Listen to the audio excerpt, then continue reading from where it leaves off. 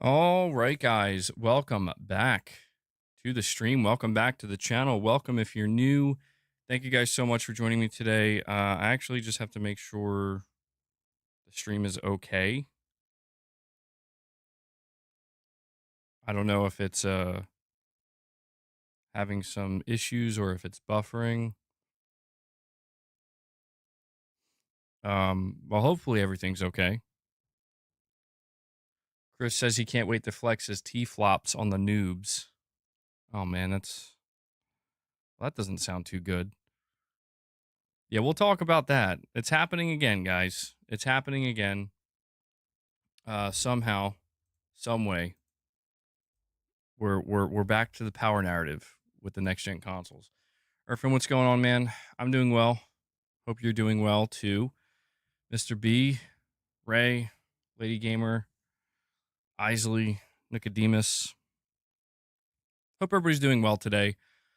We definitely have some interesting topics to go over and talk about.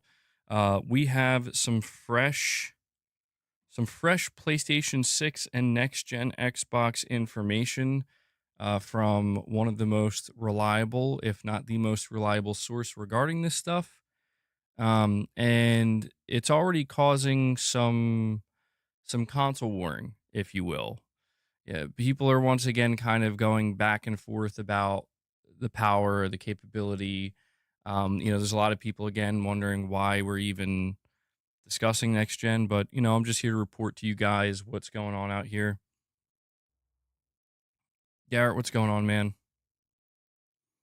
Let me refresh this real quick and see what's going on. Okay, there we go. It's being a little weird. Oh yeah, I forgot about that, Irfin. Thank you for reminding me. Tomorrow should be interesting. Yeah, Sony's earnings. I wonder if they're going to have anything to say. Perhaps something about their multi-platform strategy. Maybe they're going to announce Days Gone. Haruki Totoki is going to announce Days Gone coming to Xbox. We are discussing next gen because there's new news, and it's exciting. If you don't want to hear about it, get out, says Michael Lynch. Well, we have a couple of things we're going to be talking about. We're talking about the next gen console information that just came out. We're talking about a Sony Bend post that revealed just how badly Xbox players actually want Days Gone, which is a little bit surprising because I feel like I've encountered many Xbox fans being like very hostile towards Days Gone, but you saw a lot of them really kind of begging for this game, and we found out what the announcement was from Sony Bend, and man, it was really underwhelming. Definitely not an Xbox version, but we'll talk a little bit about that. Probably talk more about the multi-platform situation. We also have more games being confirmed to be PS5 Pro enhanced, but yeah, guys, do me a favor if you haven't already, take a moment and hit that like button. If you enjoy the streams, if you enjoy the content, it really helps. We are going to start out by going over this information. My title is not clickbait, nor is it a console war thing. This is actually apparently what's being reported by Kepler L2. If you guys don't know who Kepler L2 is, I mean, he is one of the most, if not the most reliable AMD leaker. He knows about AMD's plans, and he's been revealing stuff about the next gen consoles, and will continue to do so because both of these next gen consoles are being developed in tandem with Sony Microsoft by AMD. And we have Digital Dude, a member for 15 months, saying 15 months out of pocket moments. 15 months of out of pocket moments. Sorry about that. Yeah, Digital Dude, let the out of pocket moments continue. Hopefully not too out of pocket though. Got a little bit dangerous last time, you know? Got a little bit dangerous. Maybe, you know, you and Rich Rod making things kind of crazy. Say less. Yeah, Lost Soul Aside has officially gone gold, by the way, which is good because people were thinking that this game was going to be delayed potentially again. But Lost Soul Aside is officially gold, and that last trailer they put out, I think, looks awesome. So Um, I hope it does relatively well. I hope it does well enough. This game has been in development for a long time. But let's start here. So we have a report from Gaming Bolt. It says with more and more rumors coming out that give us a hint of the kind of power that will be under the hood of the next gen consoles, a new comment courtesy of AMD insider Kepler L2 has given us a way to understand the console's performance when compared to modern day PC hardware. In a post on the NeoGAF forums, Kepler L2 has indicated that the hardware powering the PlayStation 6 will seemingly be equivalent to AMD's current gen Radeon RX 9070 XT graphics card. In his post, Kepler L2 also mentions some of the features that the GPU chips powering the PlayStation 6 will be capable of. Apparently, some of these GPU features will not be available on the next generation Xbox, and you know, I'm noticing some Xbox players are already getting a little bit bothered by this. Um, but it says here for further context, Kepler L2 has compared the chip that will power the next generation Xbox console, which is codenamed Magnus, to NVIDIA's GeForce RTX 5080. He also noted that the Magnus GPU will not be capable of some of the features that the PlayStation 6 GPU can do. Ultimately, these features come down to the capabilities of AMD's RDNA 5 GPU architecture, especially when compared to NVIDIA's current gen Blackwell architecture. So if you want to know exactly what was stated, um, if we head over to the NeoGAF forums, Kepler L2 said that RDNA 5, which is the next gen technology coming from AMD, he says RDNA 5 is a pretty forward looking UARC. They have every feature Blackwell has and then some. So, for those not sure of what Blackwell is, the Blackwell feature set is what is in NVIDIA's graphics cards. So, he says it has everything that Blackwell offers and then some. Now, what's important about this is somebody asks Kepler L2, they say, well, I fully expect it to match Blackwell. Do you have any idea what the then some could be? Ray tracing wise, I know that Mark Cerny patent exists, and DX12 is getting native support for OMM and SCR with DXR 1.2. But basically, he's asking Kepler, like, what features is RDNA 5 going to have that's going to be, the quote unquote then some that's going to be better than the Blackwell feature set. And the idea here is that the Blackwell feature set is what's going to be featured in the next generation Xbox. We have released a Kraken here with a $10 super chat. Thank you, buddy. Saying, hey, MBG, on your Twitter post from 3 hours ago, I saw some people downplaying the 9070 XT level GPU in a PlayStation 6 because it would be, quote, 2 years old. At that point, what's your take on this? Yeah, I saw that too. And I got to be honest, I'm a little bit surprised that post is getting as much flack as it is, or people kind of seemingly getting upset. I guess I shouldn't be surprised. I think the people who are saying that, you know, a PlayStation 6 that has the GPU capability of a 9070 XT, it won't matter because it's like 2 years old at that point. I don't know who is going into any next generation console assuming that you're going to be getting literally the most cutting edge graphics card performance. Again, these consoles are meant to be, at least the PlayStation 6. I don't know that I can speak to the Xbox, but the PlayStation 6 is meant to be relatively affordable, practically affordable. In order to achieve that, you are not going to be able to shove the literal latest and greatest GPU that's going to release alongside RDNA 5 for the high-end PC market. You're not going to be able to put that in a console and then sell it for anything less than probably $1,000, probably $1,200, or even more, depending on how capable these graphics cards are.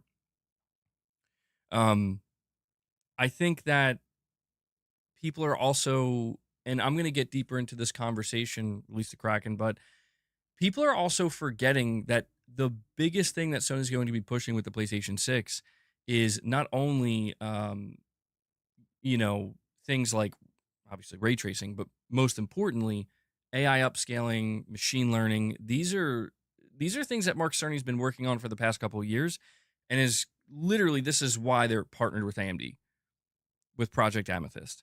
It is because they don't. Sony is not worried about having the most cutting edge, off the shelf PC components in the PlayStation 6. Not only does that not make any sense, because, well, I mean, at that point you're just selling a PC, but Mark Cerny's job is to create a potentially cost-effective console that will punch above its weight. And so I just think that, if I'm being totally honest with you, Release the Kraken, what I'm seeing are Xbox fanboys basically trying to once again hype up Microsoft's approach of basically going for if not off the shelf, very close to off the shelf components, creating a very, very powerful, wide but powerful console.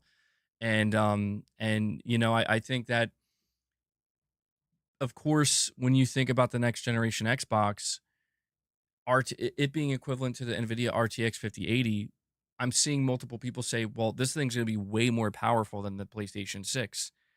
And it's like, have you looked at the specifications of the Magnus APU? Because if you've looked at the specifications of the Magnus APU, then you know damn well, and also we have comments from people in the know, this console, this next Xbox console, it is going to be a fucking monster. You're going to pay for it. You're going to pay for that console. This is going to be a situation where the PlayStation 6 is probably going to come in around $600 or $700. I think 700 is pushing it. You're going to have this next gen Xbox being probably well over $1,000. And so you're gonna see people being like, the next Xbox is more powerful and more capable than the PlayStation 6. And it's like you're also paying $300 to $400 more for that box. I would pray. I would certainly hope that it's more capable than a $600 or $700 box at that point. But yeah, I'm already seeing interesting reactions to this. But to me, the more interesting part, and we're going to get into it in just a moment, is the fact that apparently the PlayStation 6 is going to have a feature set on its GPU that the Xbox will not have. And again, this is not just coming from no-name people. This is coming from one of the most reliable inside AMD sources, that they wouldn't put the stuff out here if they didn't know about it. We also have Release the Kraken. Thank you for the super chat, by the way. Nicodemus, a member for 22 months, says, MBG, I have access to every gaming platform that's available, yet no matter what, I always gravitate towards my PS5. Sony killed it with the PS5 experience. Yeah, I mean, I don't have every platform available to me. I do have the PC platform available to me. I do have an Xbox One X and a Switch One, but I'm in agreement with you, Nicodemus. I think people have been pretty hard on the PlayStation 5 experience this gen. I just find myself, I don't feel a need to get defensive because there's nothing to defend, but I do find myself in general disagreement with a lot of the opinions that people have. One of the more common things I see, Nicodemus, is like Sony's got to focus on making games and not consoles or hardware. And it's like they have been making games. They've been releasing games more consistently than a lot of other publishers, certainly a lot of other platform holders. I think that too many people have just decided that the games don't interest them, therefore there are no games. I'm not one of those people. I'm seeing this with Ghost of Yotei. I'm seeing people talk about Ghost of Yotei as if like, oh my God, it's just more ghosts. Like, what are you talking about? That sounds amazing. Like Ghost of Tsushima was incredible. Let's get more of that. So I'm in agreement with you, Nicodemus. Not to say everything's been perfect. It hasn't been perfect. Hasn't been perfect. Don't want to over exaggerate, you know? We also have Michael Lynch with a super chat. And Michael says, even if the next Xbox is more powerful, PlayStation has proven it doesn't matter if you have more talented developers making games. There is that entire aspect as well. Yeah, Michael, it is funny to me, dude. Like, I think I know what Microsoft is doing this time. Like, think of it this way. When we look at the Xbox Series X and the Xbox, or sorry, the Xbox Series X and the PlayStation 5, the main marketing point for the Xbox Series X was 12 teraflops, most powerful console, and the entire conversation and discourse was every game is going to look and run better, sometimes significantly better on the next generation Xbox. Mark Cerny warned against using the teraflop as the absolute measure of a console's performance and what it can do, and we saw that play out in real time. And ultimately what that looked like was a lot of Xbox players were humiliated and embarrassed because they realized that the 12 teraflop number didn't mean anything. It turned out that Mark Cerny made the better kit, made the better hardware that, simply put, was just easier for developers to wrap their head around, develop games for, and get the most out of. The Series X, while it was more powerful and had a bigger GPU on paper, it just wasn't necessarily easier to develop for. It wasn't as developer friendly. And, a lot of that power really required a lot of extra optimization to take advantage of. And, we saw all of that play out. And so I think what Microsoft's going to do this time, Michael, I think what they're going to do this time is they're going to say, no matter what, we are going to have not just a slightly more powerful console, we are going to have the de facto most powerful console, and nothing will touch it probably ever. Not anytime remotely soon. And I think they're going to be okay with doing that because you might ask yourself, well, how are they going to do that and make it affordable? That's the whole idea. They're not trying to make it affordable. Microsoft is likely going to let OEMs like Acer and Asus and Dell make their own version of the Xbox. They're probably going to do exactly that. You will be able to probably buy a $400 or $500 Xbox from like Asus or something, and but you're going to get what you pay for. And I think Microsoft is going to make the de facto Xbox experience, Xbox PC hybrid experience, where it's going to be $1,000, $1,200 box, something like that, $900 maybe. But yes, it is for that hardcore enthusiast Xbox player that was promised the power but never got that power. That was promised a box that just can't be beat or something like that. Unless you're on PC. I think Microsoft's going to go that route, and I think they're going to feel comfortable doing that because they're not trying to take on the PlayStation 6. I don't think they're trying to. Keep in mind, Microsoft probably wants people to buy the PlayStation 6. They want people to buy their games like Forza and Call of Duty and stuff like that on the PlayStation.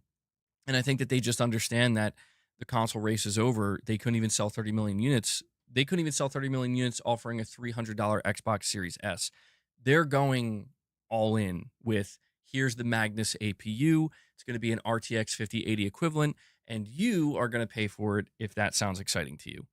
And yes, you will, as an Xbox player who's willing to pay that amount for that box, be able to say, I have the most powerful console. This thing is, going to run games like a freaking high-end PC. Yeah, sure. And you will be able to do that through just sheer raw power and by paying for that power. Very similar to basically it's going to operate the same way that the PC market operates. That's what I'm trying to say. Microsoft is adopting the PC market mentality where, again, like if you look at the PC market, you can buy a pre-built PC for $500 or $600 that's going to give you pretty decent performance. You can buy a pre-built $1,200 PC that's going to give you good performance, certainly much better than a $500 PC. You can buy, and this is what I'm curious to see, is if Microsoft's going to let the OEMs make a console, an Xbox branded console that's going to be like $2,500 or some shit.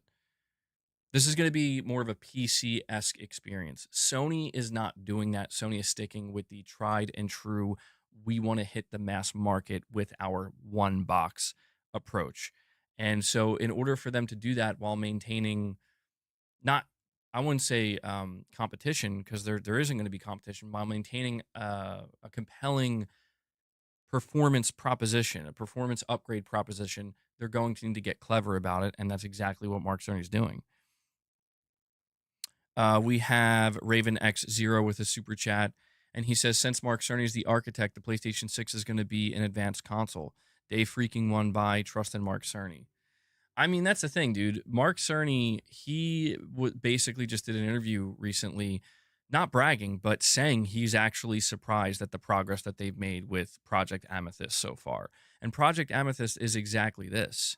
Project Amethyst is meant, it's a collaboration with AMD where Sony is helping AMD make progress, but also leveraging that progress they're making and allowing Mark Cerny to kind of customize whatever needs to be customized to, create something somewhat unique, relatively unique in the console space.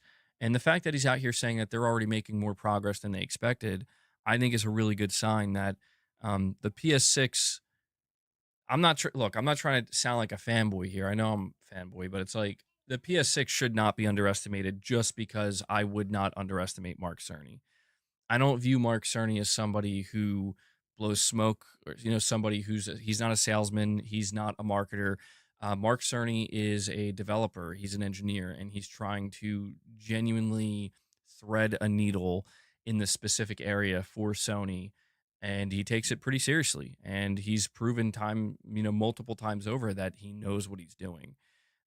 He's not perfect at what he does. Nobody's perfect. There's no perfect engineer, but yeah, man, if there's anybody out here that I'd say is more than qualified, the absolute most qualified person to create a PlayStation 6 that will thread that needle of being affordable, offer a good performance boost, offer, the feature set that people would want, that console players, that PlayStation 5 or just PlayStation players in general would want, I'd say it's Mark Cerny. So, I don't. Is my mic quiet? Hold on, let me. Sorry if my mic was a little bit on the quieter side. Hopefully it is actually. Hold on, I don't know why. I gotta raise this a little bit. It should be a little bit better now. Sorry about that. I think it was too far away from my mouth. We also have Groovin. It's giving me different names. I know his name is Piper, but it's giving me different names. He says with the $5 super chat, Sony needs a new game that doesn't involve a sword. That doesn't involve a sword. What should it involve then? It's such a dude. I feel like that's such a random. I'm trying to think. So like, well, you got Intergalactic. Well, Saros is gonna have guns. Sony needs to make a first party game where the main combat is martial arts.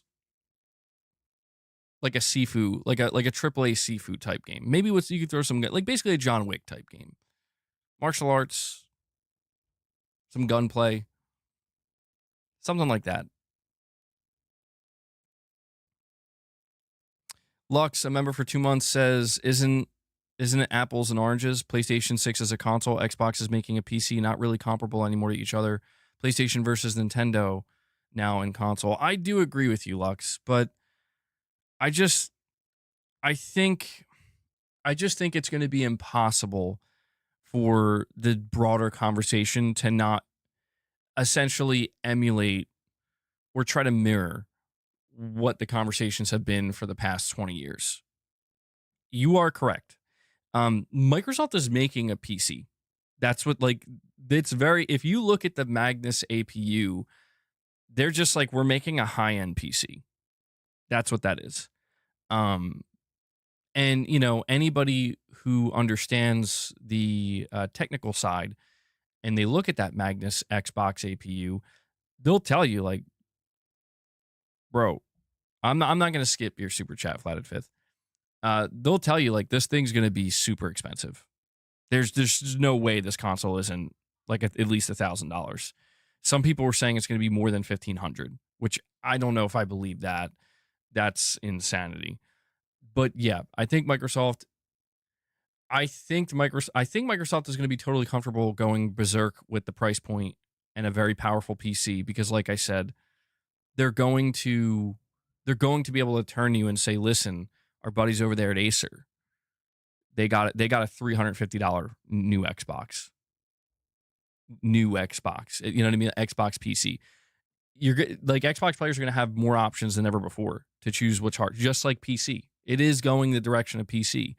And so, yeah, I mean, even with that in mind, it's going to be difficult. It's going to be difficult because, yeah, you're going to have certain Xbox players who are going to, like, I'm seeing it already, right? Like, here's what Kepler L2 is saying. Kepler L2 is saying that the PlayStation 6 is the equivalent to in, 9070 RX. And the next gen Xbox is going to be equivalent to a RTX 5080.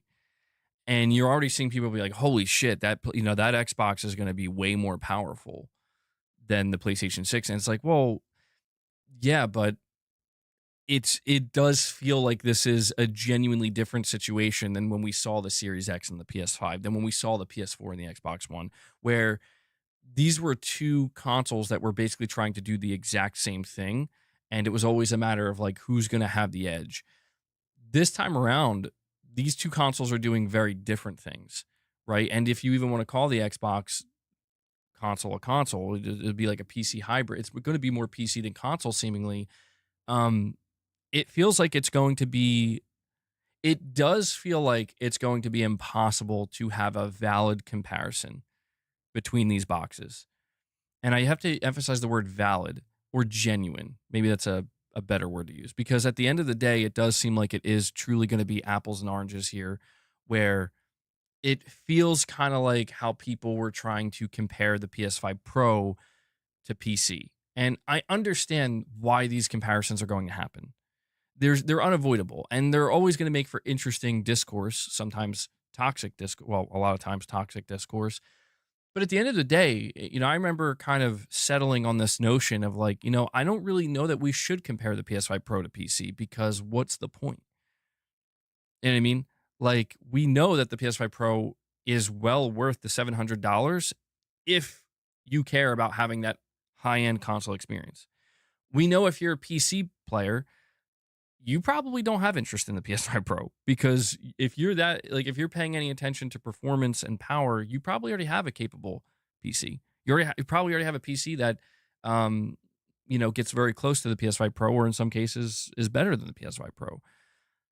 And so I feel like we're basically going to end up seeing, like, I think the next Xbox PC hybrid with Magnus I'll just call it Magnus. I think it's basically going to do what the PS5 Pro did on like steroids. Like, you know how the PS5 Pro came out and it was like $700 and people were like, holy shit. Like, that's crazy. And, people were looking at the performance and they're like, well, I can see some difference, but a lot of times I'm not seeing the difference. I do think because Xbox Magnus will be multiple years. It's multiple. Well, I don't know. It might come out next year, apparently. But, you will, because it will have a next generation CPU, you will see a bigger difference with that console compared to the Series X than you see between the PS5 Pro and the PS5. But I think you guys generally understand what I'm saying. I think you guys generally understand what I'm saying. It's not going to be.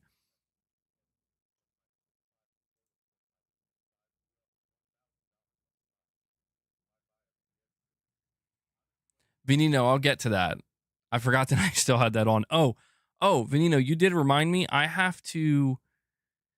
Got to give a. I don't know if he's here right now, and I don't even know if he's going to watch the stream, but I feel bad because on my last stream, I did a gameplay stream of Death Stranding 2.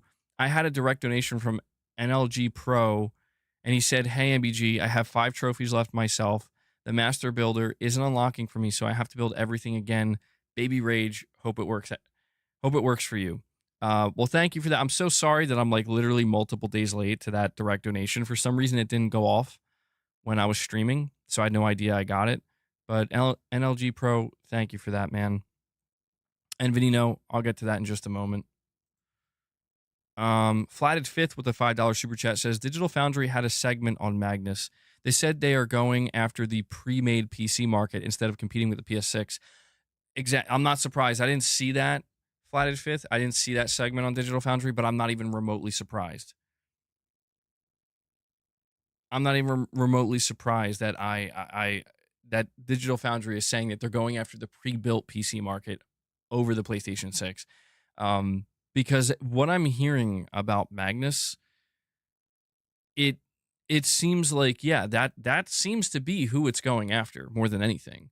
Because you're not going to get, like, even if this console comes in lower than expected at $900, you're not going to, like, you're pricing out. I mean, you're pricing out almost everybody, frankly. Like, the only people left are the really, really, really hardcore enthusiasts. And I mean the most extreme. So Microsoft, knowing that, they're probably like, well, fuck it. Let's just make a $1,500 box. We may only get 4 million, 5 million sales. Doesn't matter. We're going to make a good profit off of every sale. And we'll let Asus or Dell or Alienware, we'll let them make the more affordable box. And, it'll basically just be like a pre-built PC, a more affordable pre-built PC. I mean, it really does seem like that. You'll lose the 15 to 17 million S players. I do wonder if Microsoft is. I don't think they're going to do a dual SKU approach again. I don't think they're going to have a Series S version. They could, but right now there's only one APU for Microsoft, which is fascinating. Apparently, there isn't even a handheld APU. It's just one APU. That seems like it's just going to be one box that's going to be very, very expensive. So Microsoft may help market these other OEMs. Like if Acer makes a $400 next-gen Xbox console, maybe Microsoft will market that for them or something. Kind of like what we're seeing with the Xbox ROG Ally X, right? Where Microsoft's marketing that. It's not an Xbox device. Literally, it's not produced by Microsoft. It's branded. It's just licensed. But Microsoft's kind of helping them market it. I could see them doing that. So yeah, Flat at Fifth, thank you for letting me know about that. It's interesting to know that Digital Foundry, that's their view on it. They're gonna be targeting the pre-made PC market.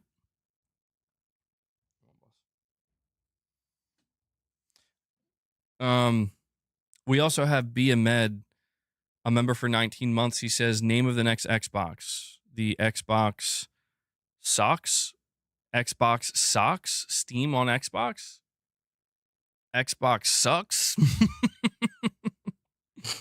Bro, what's the name of the next Xbox going to be? Yeah, let me get that Xbox sucks. Xbox SOX. Maybe that sounds better. Socks. Microsoft will give you a complimentary pair of Xbox brand Xbox.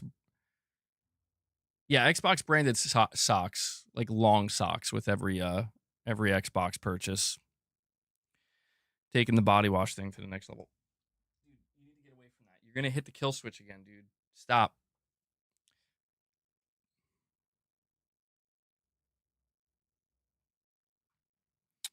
Xbox underwear. Vinino, let me reread what you said. What's up, MBG? Question: If I can get trophies, Game Pass, Steam, PlayStation games, plug my PS5 controller in, plug my PS5 VR for $1,000 Xbox, why buy PS6? Honest question. Because, well, let me ask you, Vinino, what is that box offering? And it's a serious question. Like, what would that box be offering that the PlayStation 6 won? So the first thing you're going to say is, well, Steam. But my argument to that is that box already exists. That pre-built box already exists. You can buy a pre-built PC that has everything you just listed, essentially. I'll tell you this, my answer to that question, because I'll try to it was a simple question, so I'll try to give a simple answer. Why buy a PS? You're going to buy a PS6 because you don't want to spend $1,000 or more. That's why you buy a PS6. And I think Sony understands this now. I think Sony knows that. I think Microsoft is okay with that. Because think about it. if you're Microsoft and you're already going to be offering multiple storefronts, if you're Microsoft, you are totally okay with people not buying the next Xbox. If you're Microsoft, you're celebrating the fact that Forza Horizon 5 just sold 3 million copies on PS5 4 years later, dude. You're totally fine. You have Call of Duty, Like, I don't think they're worried about it, man. So I do think that, like, what you're describing is going to appeal to a really, really hardcore Xbox gamer. I don't think there's many of those left. And I think the PS6 is going to appeal to somebody who is like, I want to pay $600, maybe $700, even $700 is pushing it. And Corey the Legend Landiga comes in and drops 5 membership gifts for you guys. Boss, you need to get away. Sorry. Get away. You're going to hit the... I can't have him end the stream like he did last time. But Corey comes in. He drops 5 membership gifts for you guys. Thank you for that, Corey. Never will be. We'll see if we can get a bit of a member train going. And Ray comes in with a $2 chat and says, if the Xbox console is made by ASUS, will it affect sales? I don't know. To be honest, I'm anticipating that once the next Xbox launches, Microsoft will no longer... Well, honestly, Microsoft hasn't revealed Xbox console sales for many, many years, so I don't know. I guess my guess at this point would be they'll lump in those sales. Like, they'll count that as a console. Like, if ASUS has an Xbox branded PC that they're selling, they'll count that as an Xbox sale. That's my guess. That's the best I got.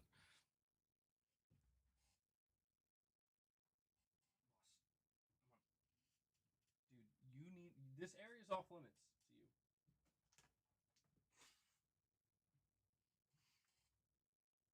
He almost didn't make that jump.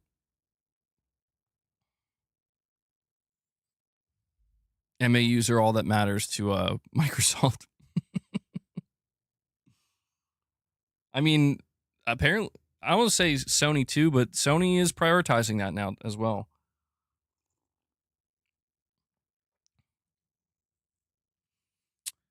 Keep in mind, there's also a rumor. There's been a rumor and some leaks for some time now that Steam has their own console they're making. So I almost think that, dude, if Steam comes out with an affordable box, I think Microsoft is cooked. Like, completely cooked, hardware-wise.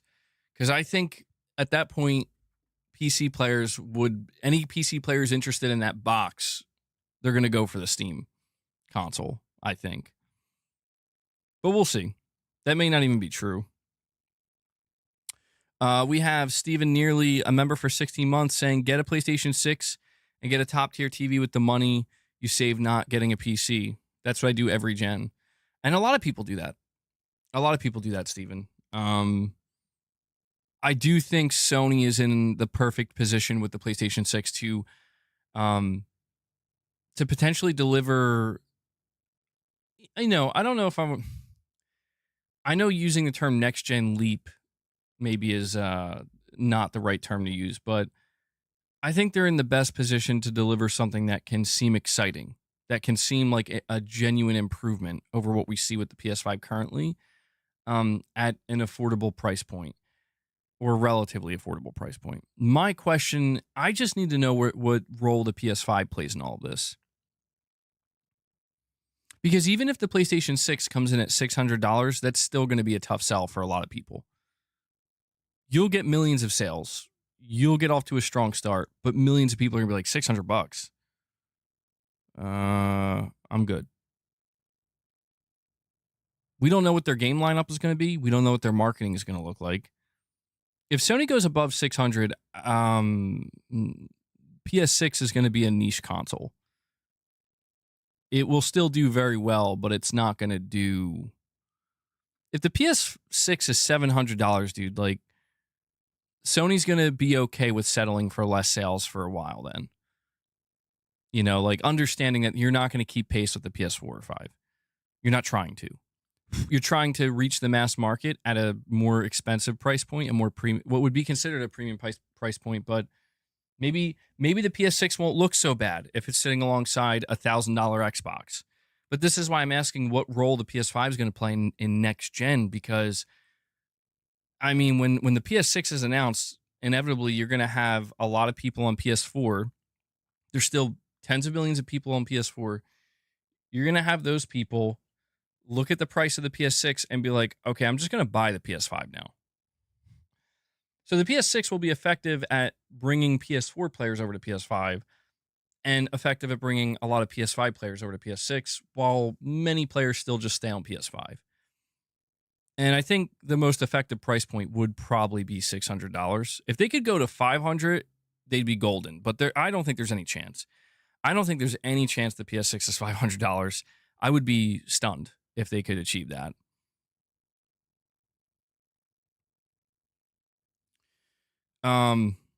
Lux, you're saying with the super chat, Steam is making a PC, you mean? Like next Xbox? Yes, pretty much, yeah. A PC that I guess you could say is more streamlined. I don't know, that's easier to use in your living room. Maybe that would be the best way to describe it. A more convenient PC. But I want to tell you guys this because I didn't even get to list it yet. So we're going back to Kepler L2. Kepler L2 says that he says that the PlayStation 6 GPU will match Blackwell. Let me make sure. Hold on.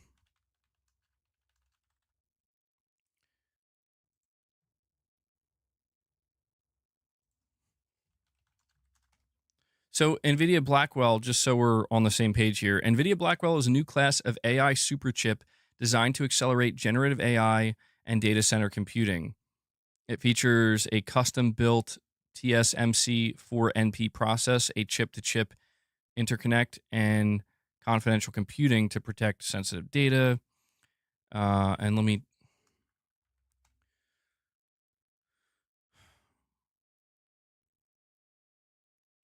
So NVIDIA Blackwell is a new GPU architecture, and it is... I'm just trying to make sure I understand this correctly. Yeah, so if I understand correctly, Blackwell is set to be the feature set that will be inside of this Xbox PC console hybrid thing. And this is important because we have Kepler L2.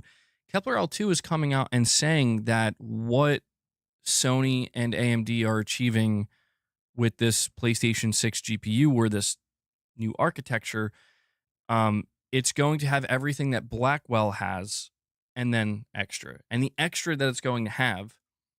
So somebody asked him, like, what do you mean? Like, what is the then sum?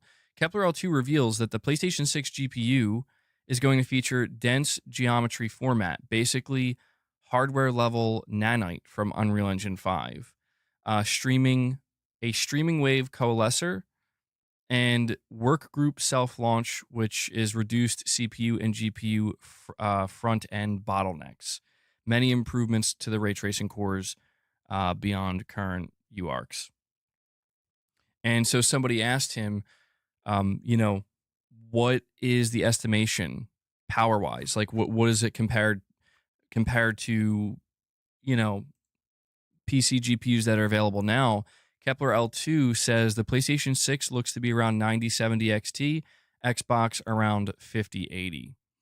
And yeah, this is what's causing so much discussion, because it seems like Sony is once again, I mean, I really have to question just how custom the PS6 is actually going to be, because, like, I mean, if it's going to be shipping, if the PS6 is going to be shipping with a bunch of features on the, with the GPU that are not available on this really super powerful Xbox, I mean, it almost sounds to me like it's those custom features alongside things like, PSSR and the AI upscaling. It sounds like these are the things that are going to be allowing Sony to keep the cost of the PlayStation 6 lower while keeping the performance at a level that would be considered like, holy shit, like that's way more capable and way more powerful than even the PS5 Pro. That's kind of my read on this. The 5080 is more powerful than the 9070 XT, yeah. And we just talked all about that. Okay, yeah, my bad. Thank you for that, Flatted Fifth. Flatted Fifth says Blackwell is an NVIDIA property. Xbox will be AMD. He meant that RDNA 5 will have more stuff than NVIDIA. Ah, okay. Maybe that changes things up then. Oh, could this possibly be a wrong interpretation then? Let me see if there's anything else here. Hold on.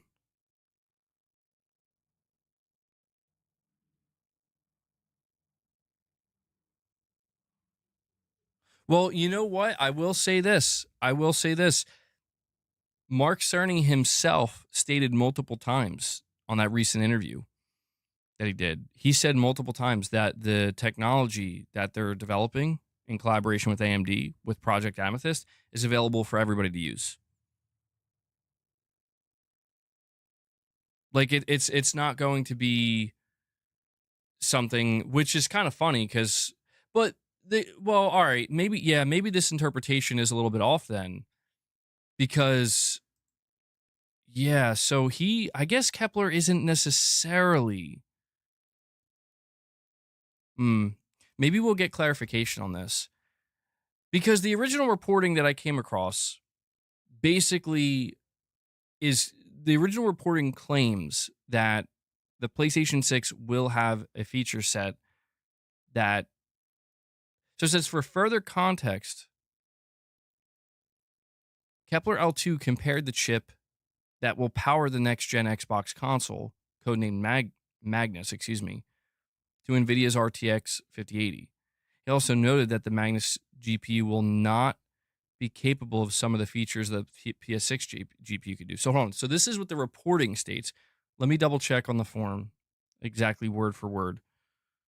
Gotta do some investigation here. I fully expect it to match black. I got it. Hold on. I have to go back in the forum then. We gotta go back here. Hold on. How far back does this go? Oh, geez.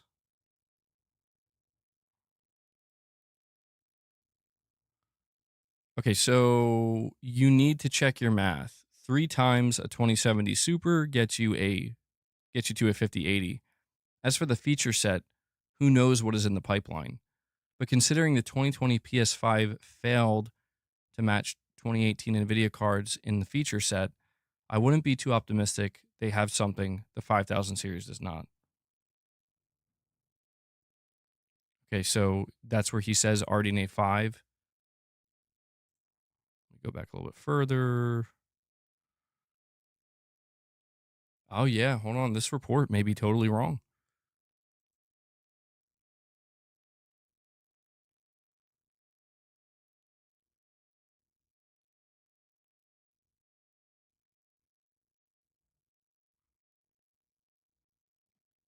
All right, hold on. In this case, let's see. The upcoming Xbox console, codenamed Magnus, is expected. So it will be using an RDNA 5 GPU.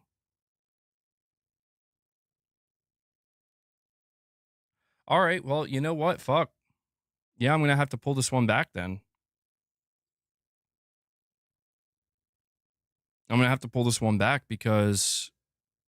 So this article is claiming, for further context, Kepler L2 has compared the chip.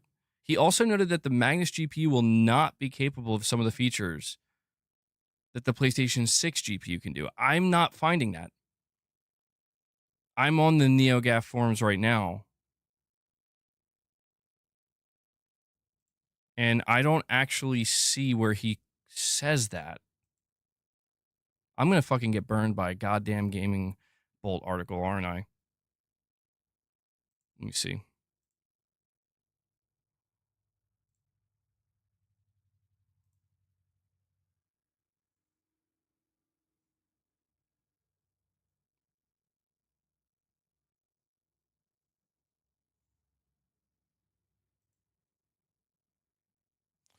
Hold on.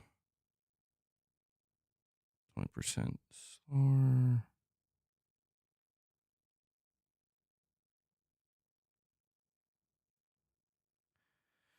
I'm scrolling through here to see what else Kepler L2 had to say. I think using dual issue would confuse everybody.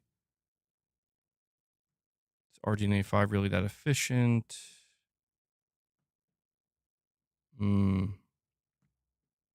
Yeah, I'm not seeing anything, man. Still looking.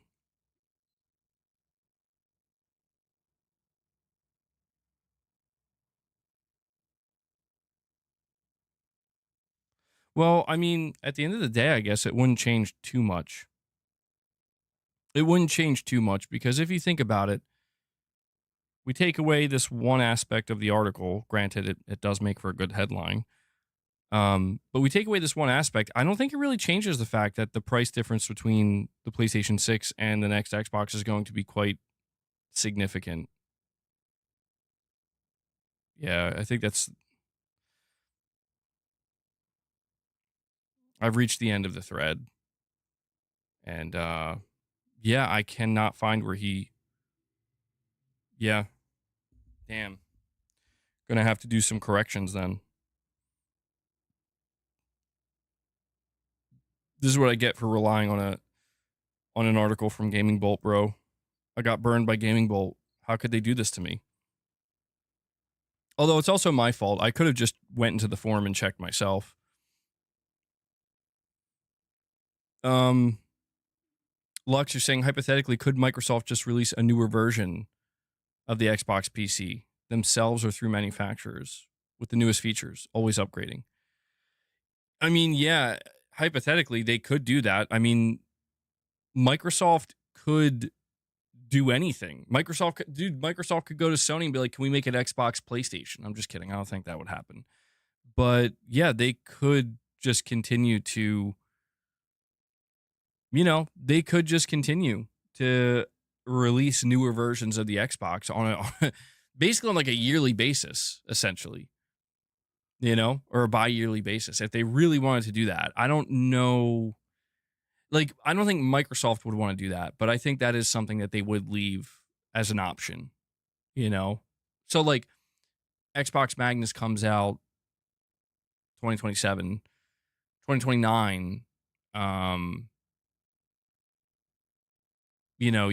Maybe we could see Asus release an Xbox console that's even more powerful than Magnus, and because it'll be so PC based, I mean, this calls into question. The real question I think that this comes down to on the Xbox side of things is like, what does this mean for like the Xbox storefront and native Xbox games? Is Microsoft just going to basically tell developers, we're just going to use your PC version? Like we have Steam, we have Epic Game Store, like, I think that's what it's going to be. It's just going to be the PC version. That's my assumption, man. Because if they don't do it that way, it's going to get really fucking messy. But these plans could change. Flatted Fifth, you're saying, sorry, I had to clarify. Don't want you to get cooked online. I'm sure I'm already getting cooked online. I'm getting cooked online, whether I'm right or I'm wrong. But you're saying that report is wrong. Actually, yeah, I appreciate that, Flatted Fifth, because it didn't quite click for me until I realized, wait, hold on, the Blackwell, that's NVIDIA's. Yeah, that's NVIDIA's feature set. And Microsoft already announced that they're going with AMD. In other words, they're going with RDNA 5. And then I realized that, hold on this forum, Kepler L2 never, like, this article claims that Kepler L2 clarified. The article claims, word for word. Let me find it here. They say, he also noted that the Magnus GPU will not be capable of some of the features that the PS6 GPU can do. And that actually cannot be found anywhere. So yeah, I'm sitting here and I'm remembering, wait, Mark Cerny claimed that everything they're working on, it's open for everybody. So I guess I think the conclusion here, I'm gonna have to update my title. I think the conclusion here is that the PS6 and the next Xbox could be using the exact same feature set. They could ultimately, because Mark Cerny said this is not proprietary. What they're developing for the PlayStation 6 is not proprietary. In other words, dude, at this rate, we're almost looking at, holy shit. I mean, this is like a total turnaround. It almost starts to look like Mark Cerny may be helping Microsoft build the next Xbox. Holy shit. What are we doing? We've come full circle.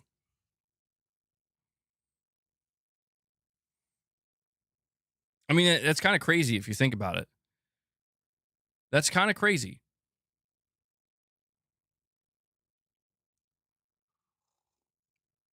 Apologies for I didn't mean to mislead anybody with the title, honestly. I didn't realize that. I'll be honest, I did not realize that report that I read just had a completely made up line that doesn't exist. I do apologize for that. That does fall on me for not doing my due diligence, though.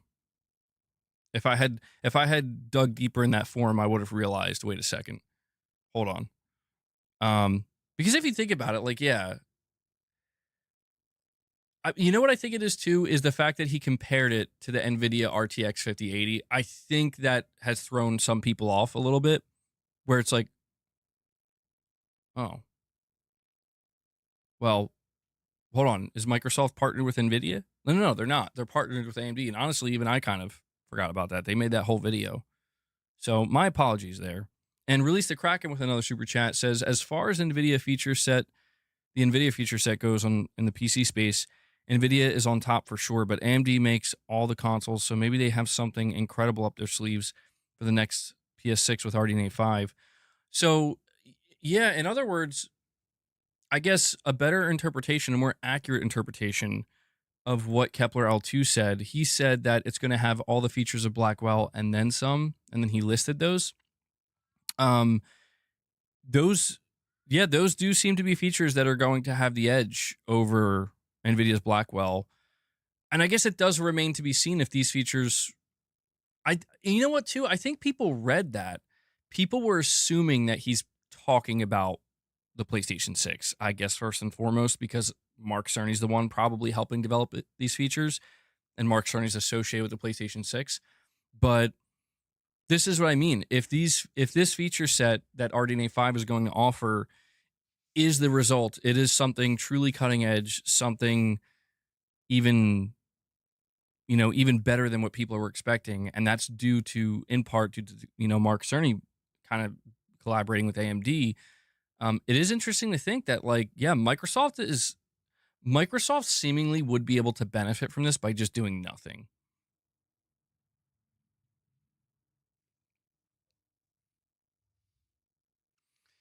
Well, I mean, yeah, I'll have to. Yeah, at this point, I don't know. I may even have to take the video down. It's a pretty big. Yeah, it's a pretty big goof. So even Digital Foundry got it wrong? No, I don't think Digital Foundry, as far as I'm aware, Digital Foundry hasn't said anything about the feature set of the next-gen consoles. That's the real headline. The next consoles will compete with NVIDIA's 50 series cards, which is nuts. Yeah. Yeah. Damn, dude. Fucking Gaming Bolt. I mean, I want to blame them, but it's ultimately my fault. I will just say, though, in my defense, I would think that if something like that is stated in a professionally written article, that it's not something that's just, I don't know, maybe the person who wrote the article was also confused. It's possible that they didn't quite understand fully as well. But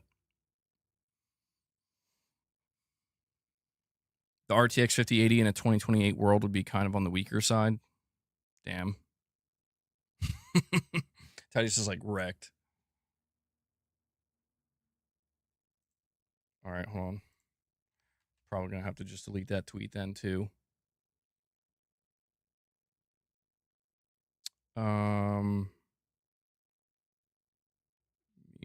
sec here.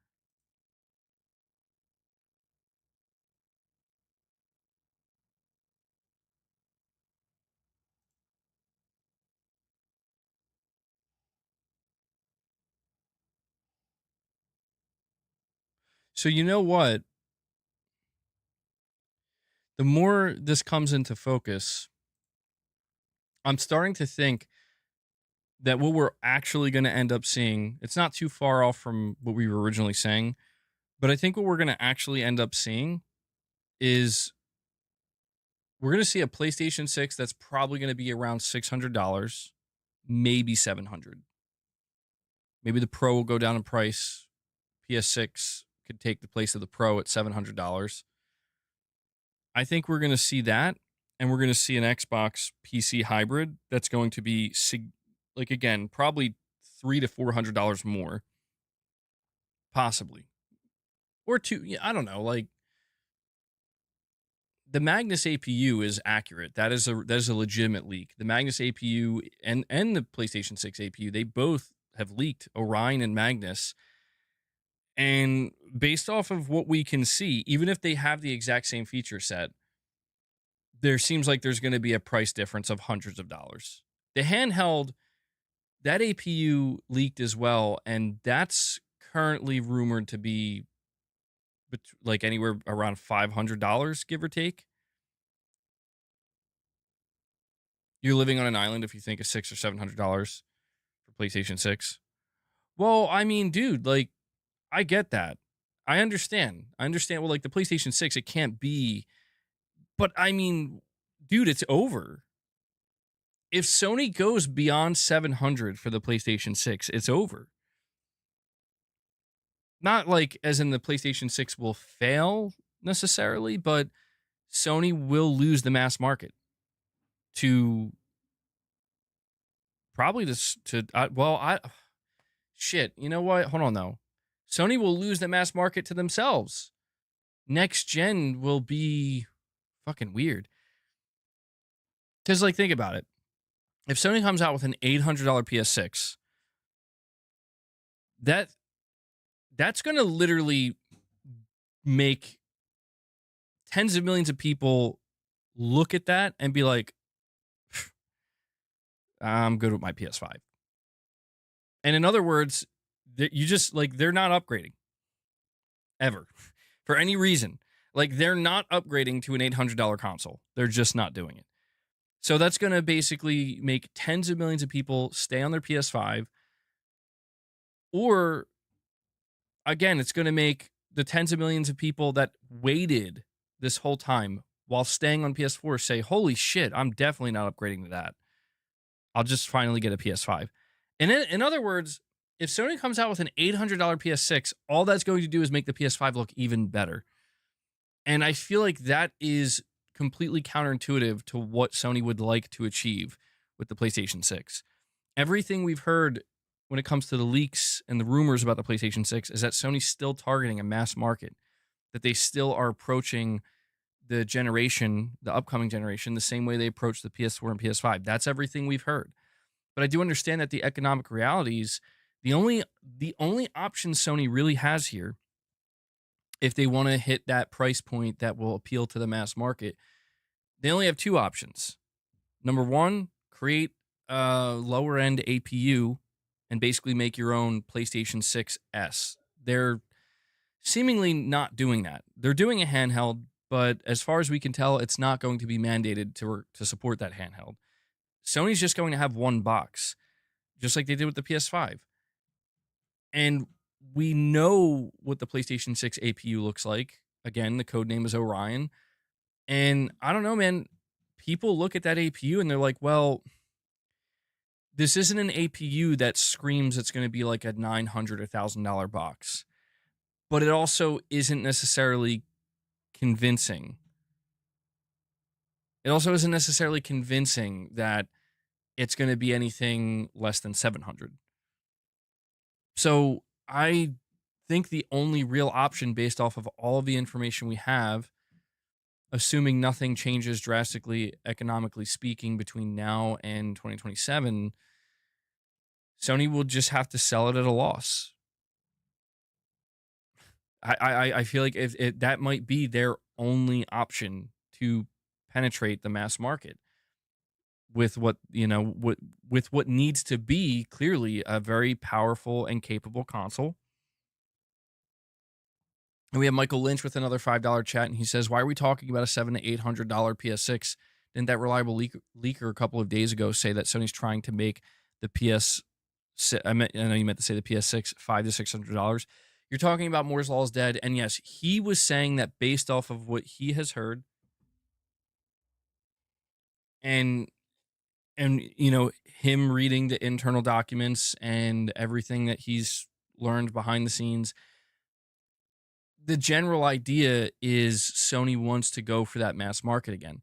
But the one thing that he does reiterate, to cover Moore's Law is dead here, he does say, if you watch any of these videos or streams he puts up, he does say that this documentation was from 2023, and he does think that if anything changed, the specs may have changed a little bit, and they may have changed. He speculates they may have changed to be more powerful. Could have been the other way. Maybe they would change to be a little bit more weaker. But one of the things that I don't think he mentions this, but I need to mention it, and I have mentioned it multiple times, is that the most important thing for us, people who follow PlayStation very closely, to understand, knowing that Orion PS6 APU leak was from 2023, is that Sony has new leadership now. Like, that plan that was in place for the PS6 was prior to Hiroki Totoki coming in as the CEO and Hideaki Nishino coming in as the head of SIE and the entire platform. It doesn't guarantee that anything's changed. It just means that, there is a real possibility that, because that leak is real, like that's real documentation, but it is a little bit outdated. It's like a year and a half outdated. So in that time frame, in the last year and a half, considering we got a new CEO and a new head of platform, there is a real possibility that they could have decided, we are just going to have to go with a more expensive console, or we're going to have to alter the specs a little bit. Like, we're going to have to bring it down to get into that price point. If you were to ask me, if I had to give my best guess, like, do I think Sony is going to try to go after the mass market with a more affordable console, traditionally affordable, like $500-$600? I say yes. I think they do that, because why the fuck wouldn't you? You succeeded with every console you've ever made doing it that way. The only console you didn't succeed with doing it that way was the PS3. Why would you deviate? Why would you deviate? The big fear here, well, you deviate this time because of the diminishing returns. Like, let's face it. How are we going to make an affordable box that's capable enough and powerful enough to convince people that this is next gen? How are we going to do that? And that's seemingly the task that Mark Cerny has right now. And I think he could achieve it. He knows what he's doing. Lux, you're saying they'll do what Nintendo did and say if you don't want a PS6, then buy a handheld, Pro or PS5, or even stick with PS4. Sony will get the money.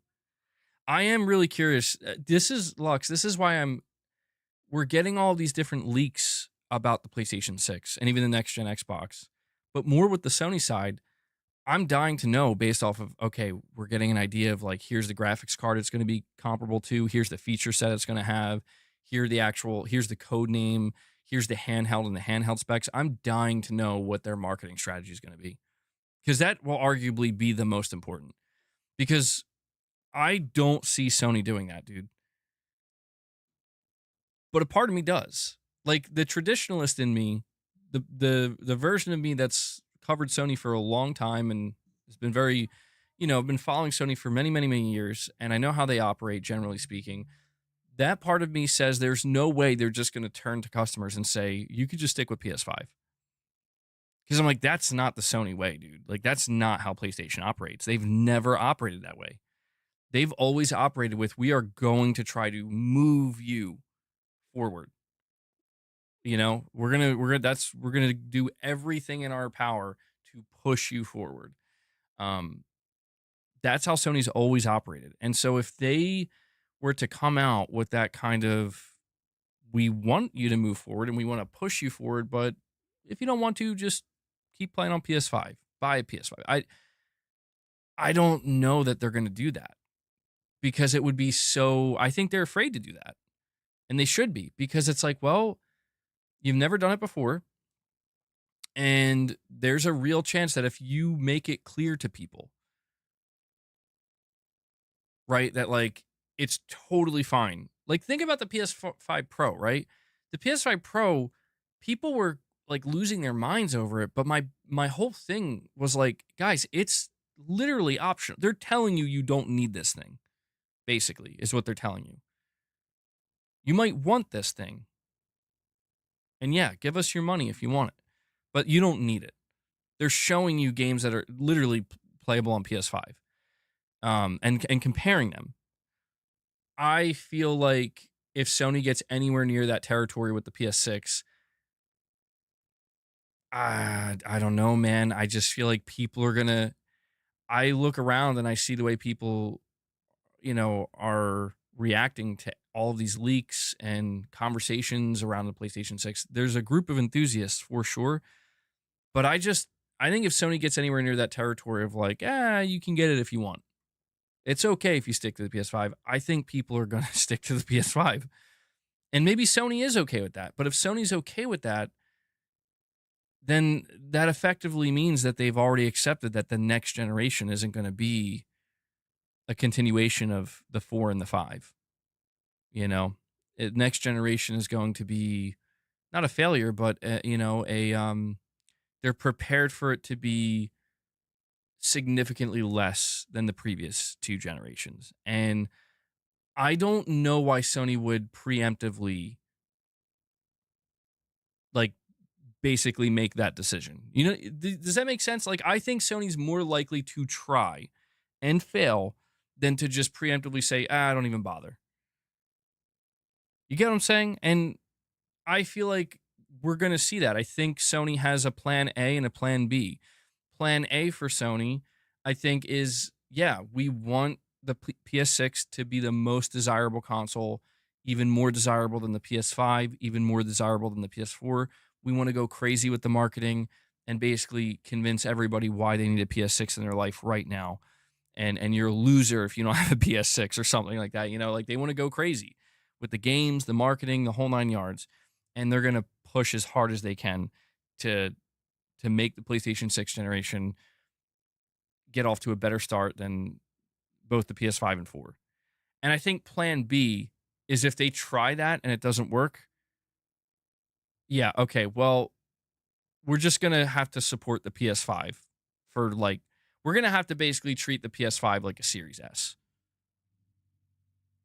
I think that's the plan B, because if you think about it, what other option would you have?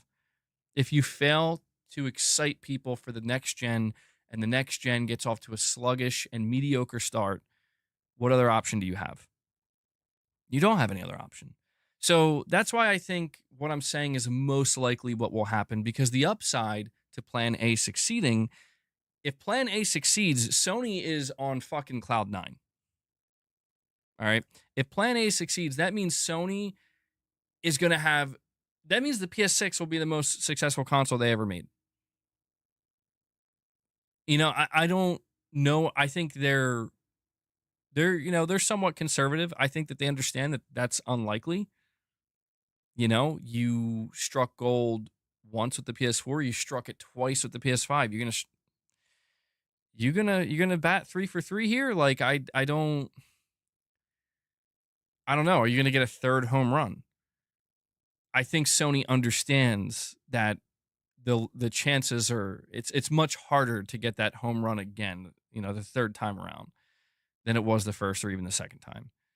And so I think they'll try. I think they'll try.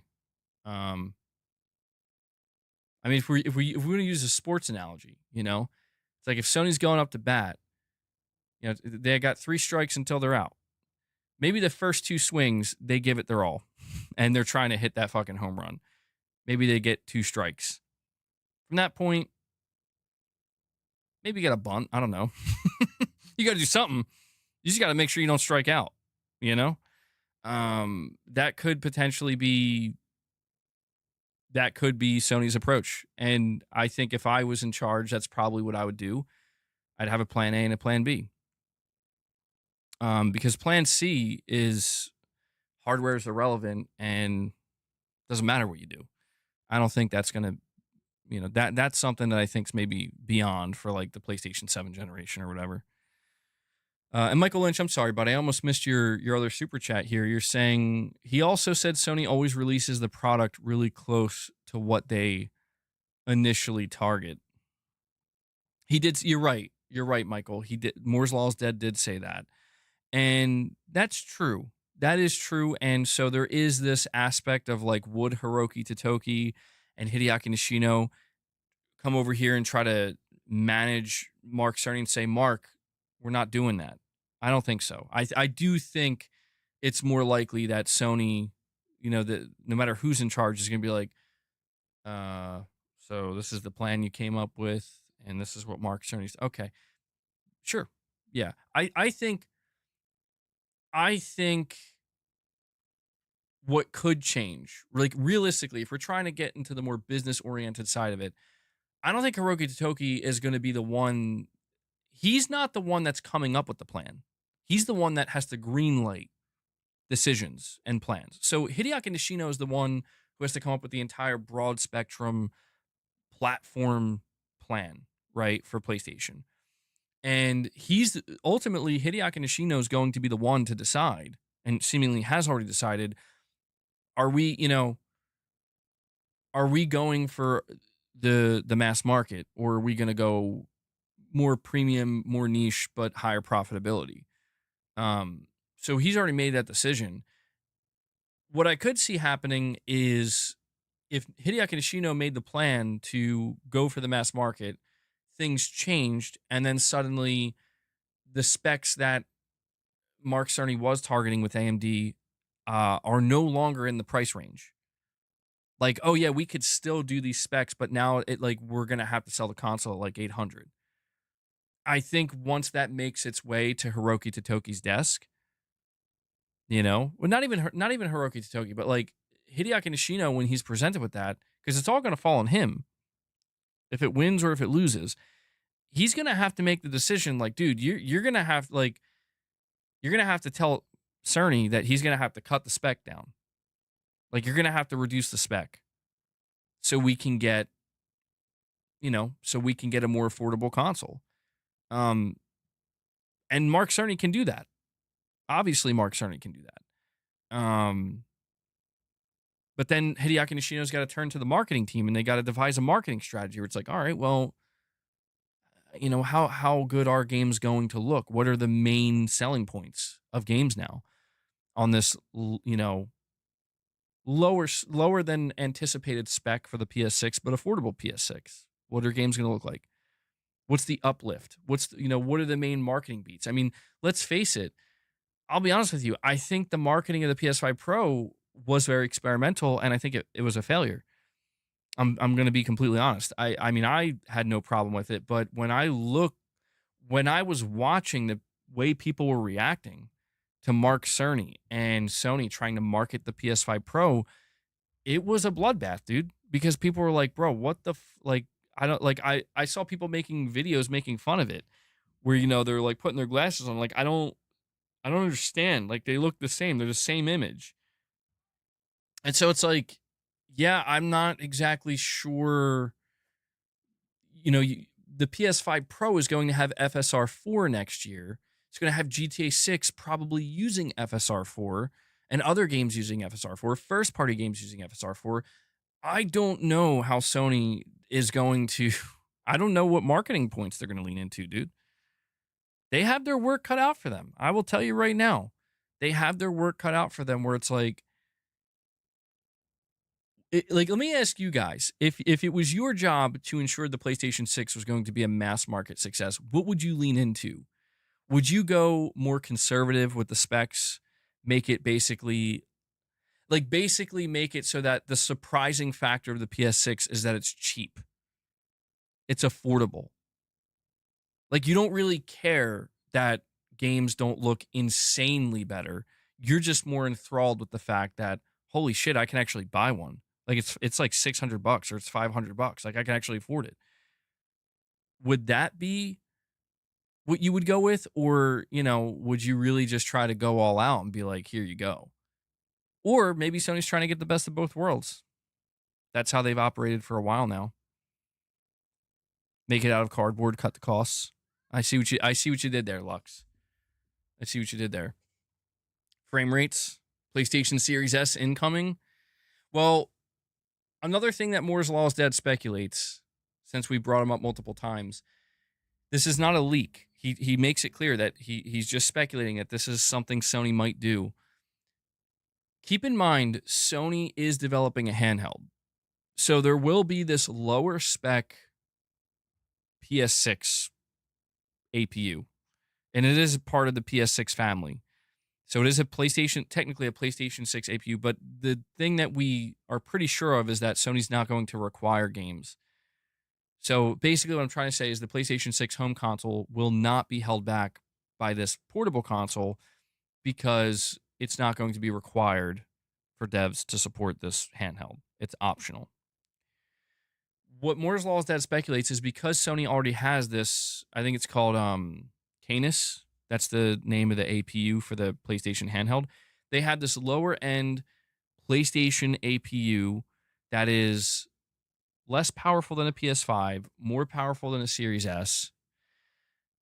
He believes that they could just make some alterations to that APU and essentially make it, they could effectively end up lifting it up enough to make it to basically create a PlayStation 6S, like not anus, Canis with a C. You could just call it the anus APU. Yeah. You got Orion and Anus. There you go. That's cursed, man. But I mean, there's nothing in the documentation. To be clear, there's nothing in the documentation that claims Sony is doing a PS6S model. As of right now, again, from that 2023 documentation, that doesn't exist. It seems like Sony is very much they want to just stick with one box, and I think that they should, because I'm telling you, man, after seeing some of the struggle that the Series S went through, I don't think Sony wants to go through that. But I can understand why somebody might think maybe that is the best option. My thoughts on this, I think the PS5 and the PS5 Pro are the PS6S. That's what I think. I think Sony also needs to be aware, and they are aware, that, dude, devs are not leaving the PS5 for probably, I mean, let me ask you guys, like, when Call of Duty Black Ops 7 is releasing on PS4, we're going to be 5 full years into what will presumably be a 7-year console generation, and Call of Duty, among some other games, is still releasing on the PS4. Like, that's just PS4 and PS5. How many years are games going to release on the PS5? So this is where I just feel like, I don't know, man. Dude, it's going to be such a fucking weird generation. I'll tell you that. Like, you know how the PS5 generation, when we look back on it, it's like, man, it was so weird because of the pandemic and, the slow start and everything, and people couldn't actually pre-order the console or buy the consoles, and, Sony did more cross-gen. I think the next generation is going to be weird in the same way. Like, it's going to be just as weird for different reasons. I think the next generation is going to be weird because it's like, dude, you're going to see Sony. I do think you will see Sony come out, and they will market games on the PlayStation 6 aggressively, but they're just going to also let you know, like, yeah, this is on PS5 too. It's like Spider-Man 3. Like when Spider-Man 3 comes out, I could see that being a launch windowed game, Horizon 3, Spider-Man 3, and they're going crazy. They're having a showcase, they're showing these games running on PlayStation 6, and everybody's losing their fucking minds. And then, when the blog post goes out, it's just like, yeah, they're also available on PS5, PS5 Pro. And I just think when people see that and they find that out, and then it's like, yeah, every other game's also going to be on PS5 because developers are not leaving the PS5. They'll make a PS6 version, but they're not leaving the PS5. To me, there you go. The PS5 is the PlayStation 6S. And I don't think and to be clear, I don't think that's going to last for 1 year. I don't think that's going to last for 2 years. I don't think it's going to last for 3 years. I think the PlayStation 6 generation will be the first generation where we get cross-gen for the entire gen from every major publisher. I think Sony's main goal, once this reality takes hold, is going to be, we just got to get people off of PS4, bro. Like that, we're not even asking you to get a PS6. We just need you off of PS4. I think that's, in other words, I know this may sound kind of shitty, but if I'm just being realistic about it, I think the PlayStation 6 is going to be just like I think the family of PlayStation 6 devices is going to be the PS6, the PS6 handheld, the PS5 Pro, and the PS5. I think that's what it's going to be. And I don't think Sony's going to be able to do anything about it. I think because think about this, even if Sony said we're making Spider-Man 3 PS6 only, we're making Bloodborne PS6 only, we're making Naughty Dog's second game PS6, we're making all of our games PS6 only, that's not going to stop every other publisher from just supporting the PS5 for the next like 6 to 7 years. So if you're Sony, you're like, well, shit, man, we're limiting our own. Like, I guess what I'm trying to say is I don't think Sony's going to be able to push everybody forward, including developers, including publishers. I think Sony's going to try.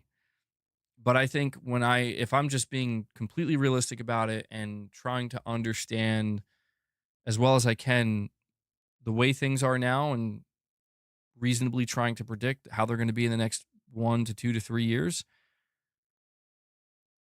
Although I do want to say that there was another leak, and this one's a little bit different. I don't know if it came from Kepler. I forget who this comes from. It was from somebody reliable.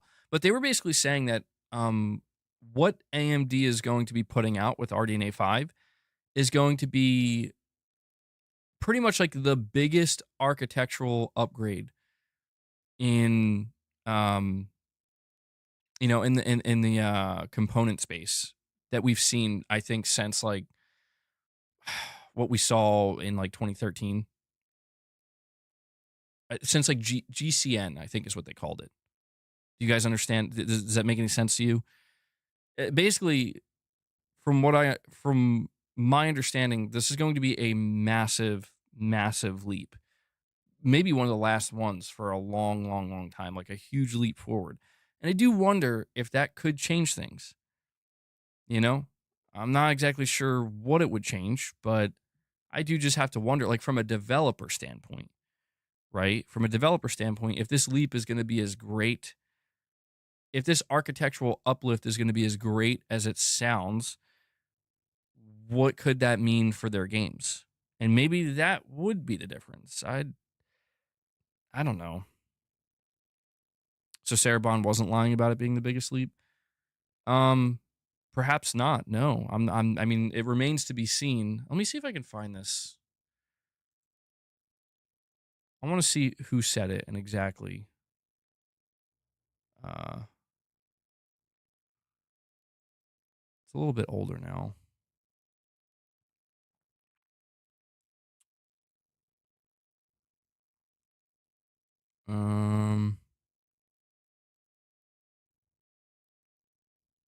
Still looking.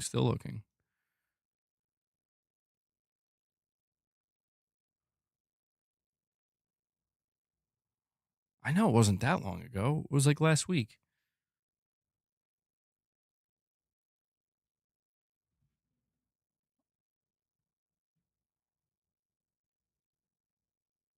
Unless I just imagined it. Like, was it removed?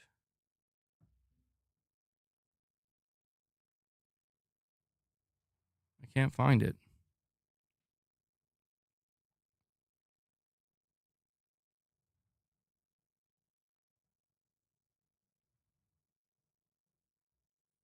Yeah, I don't know. It's not here anymore. I probably should have covered it when I came across it.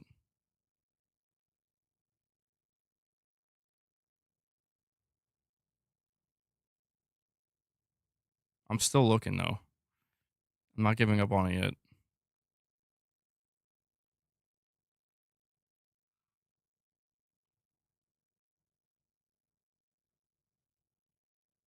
Yeah. All right.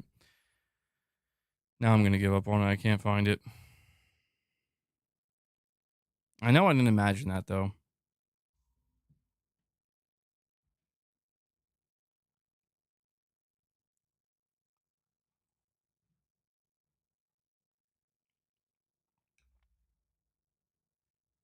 All right. Well, whatever. I was trying to find it, but I couldn't find it.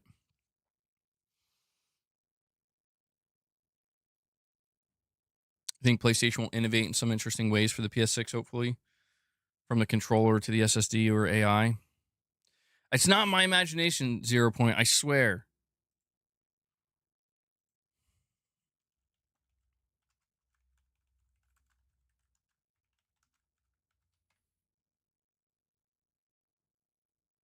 I found it.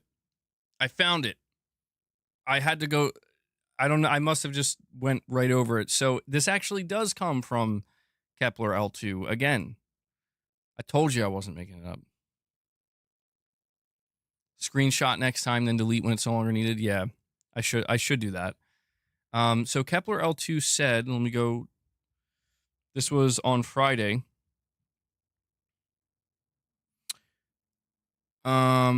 He responded to somebody who said, well, this was a whole thread. Basically, Kepler L2 said they are changing everything. GFX 13 is the biggest architectural overhaul since GCN. That's what Kepler said. The top reply here is GFX 13 equals the code name for UDNA slash RDNA 5. UDNA slash RDNA 5 is AMD's next-gen AMD GPU architecture, powering next-gen consoles and AMD's next-gen GPU lineup, according to the latest rumors. GCN equals Graphics Core Net, AMD's GPU architecture that succeeded Terascale in 2012. So that was around the time of the PS4 and the Xbox One. It was a clean slate design, powered GPU architectures from 2012 to 2017, including Vega and Polaris, and the 8th gen consoles, the X1 and the PS4, succeeded by the clean slate architecture RDNA in 2019 that had later versions powering the 9th gen consoles, PS5, PS5 Pro, Xbox Series X and S, as well as AMD's DGPU lineups from the last 6+ years.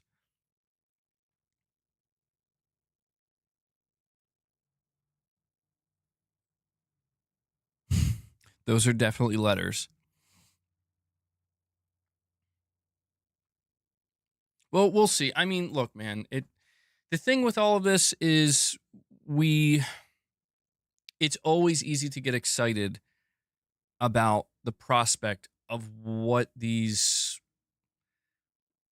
technological leaps can do, what these graphical, these graphical uplifts. It all sounds good on paper, but I do I do have to wonder how it translates from a developer standpoint, because it's like when we were sold on Unreal Engine 5, right? Unreal Engine 5 seemed like it was going to be the greatest thing ever when it was, put out there and marketed, and yeah, and granted, we are seeing really good things with Unreal Engine 5 now, but what we didn't realize is it's going to take a while.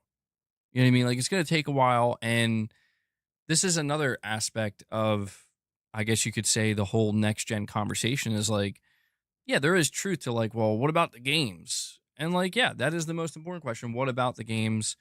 Um, we are going to have to see what devs can do with this because the whole idea, when you talk about like major overhauls to stuff like this, boss, you got to get away from the kill switch, bro.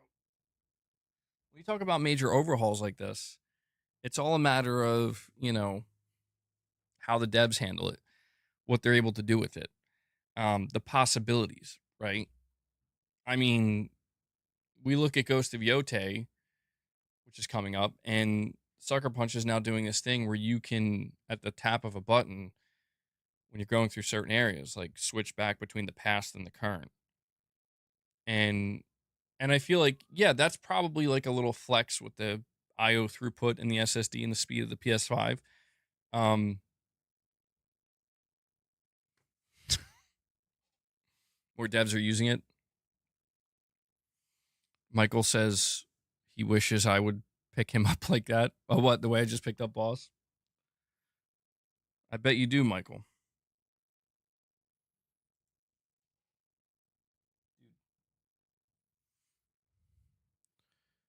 Here.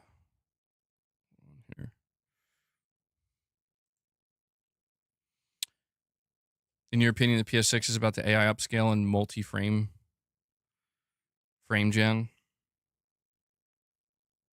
Well, I guess here's the question, right? Like we think about the upcoming technologies and how they're going to be able to ultimately like what's the end goal here?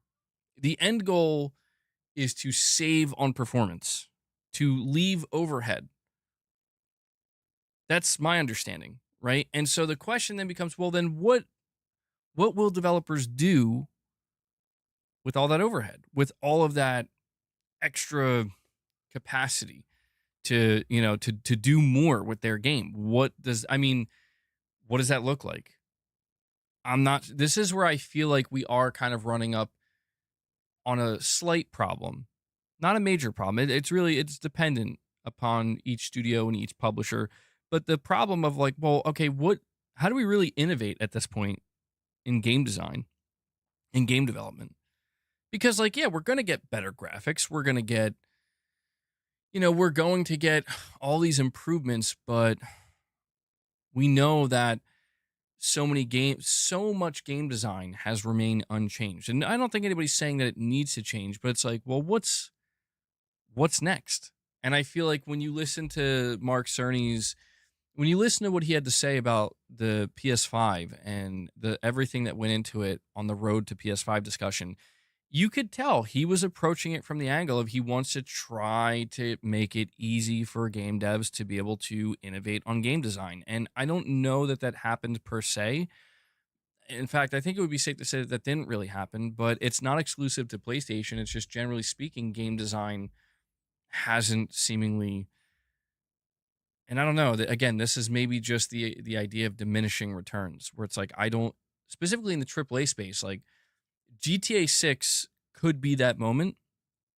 GTA 6 is coming next year.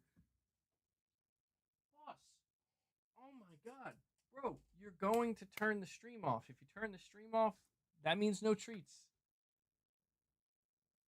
I'm giving Boss in advance.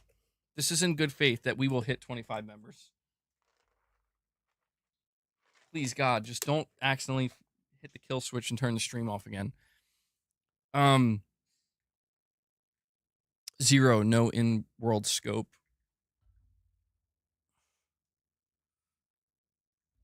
Well, I mean, I'm thinking to myself, like, GTA 6 is coming out next year, and GTA 6 might be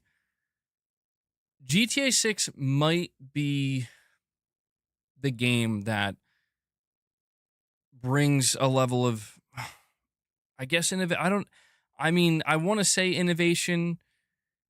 Maybe that's not the right term to use, though, because I'll be honest, I don't think GTA 6 is going to be innovative. I think GTA 6 is going to be the ultimate refinement.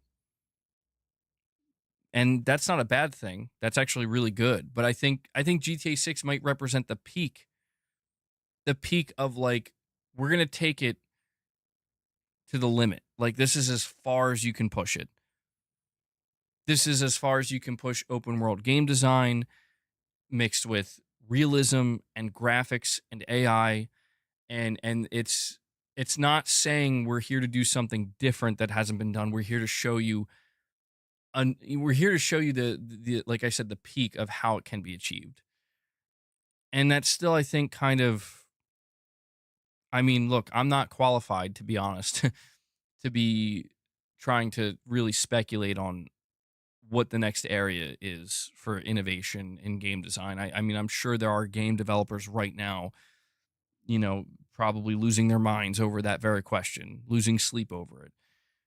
It just seems clear to me that it's not necessarily a clear path. It's not easy. It really is going to require thinking outside the box. No pun intended. Like, it's really going to require a layer of thinking that, um, I'm sure there's so many devs where they think they have some kind of great idea of, like, this is it, right? This is the next innovation in game design. But in reality, it's like, no, it's not. That's already been done 10 times over, or maybe it hasn't been done, but nobody really cares about that. I kind of feel that way with ray tracing a little bit. I feel like ray tracing was meant to be this big, like, major, like, this is it, right? Like ray tracing is the new 60 FPS, like the new higher frame rate. It's like that important. And I think in reality, it's just like, you know, that's nice. It's cool. It always looks good when it's implemented, but, eh, you know? And I think, like, that makes developers kind of look at each other and be like, oh, well, huh. Maybe it will be AI. I'm not sure. It could be. AI is probably, actually, come to think of it, AI is probably the most likely. And it's a little disturbing to imagine where AI could take us in terms of how it could innovate game design.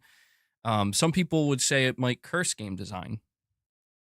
And we have Bobby Heckelmeyer with a $5 chat saying, important to remember all modern ports of games to PS4 run like shit. Believe me, I've tried. Yeah, I do think that if there's one thing the PlayStation 6 will achieve is finally severing the PS4. I just saw today that Genshin Impact is shutting down their PS4 version. And that's going to force, I don't know how many millions of people are playing Genshin Impact on the PS4, but it's at least going to force probably all of them to either upgrade or go to PC. And if they were playing on PS4, they're more likely to upgrade to PS5. But I do think that finally getting rid of the PS4, it's a great console, but it's like by the time the PS6 comes out, it's like we gotta move on. Like, we gotta leave this thing behind. Finally. And it's so funny because, like, we did spend so much time at the beginning of the gen thinking it's the Series S. The Series S is gonna hold things back. But in reality, it's like, nah, dude, it's the PS4 and the Xbox One. Like, it's the last consoles that are doing it. So we will see. We will see how that changes things potentially, because we do have to keep in mind that so many games developed this gen were still developed with the PS4 in mind. They'll go handheld.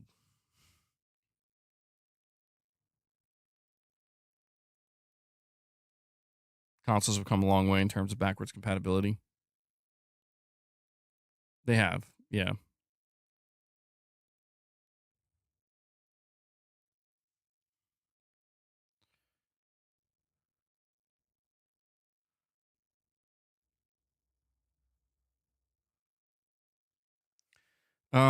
Yeah, Black Ops 7 is going to be on PlayStation 4. We don't know how it's going to look or how it's going to run, but it is confirmed for PS4.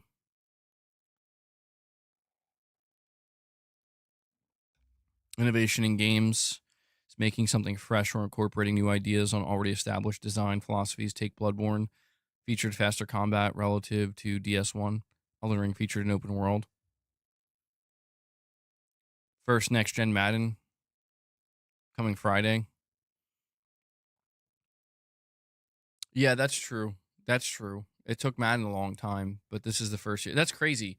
We're living in a world where Madden decided to go current gen only before Call of Duty.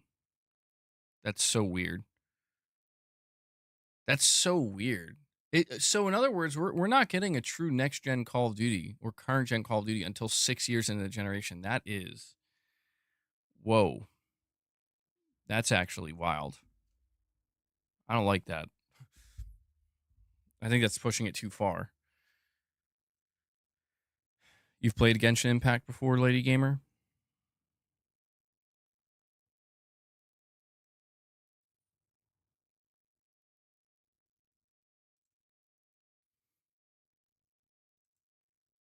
It's funny how cross-gen games most of the time are still better than current gen.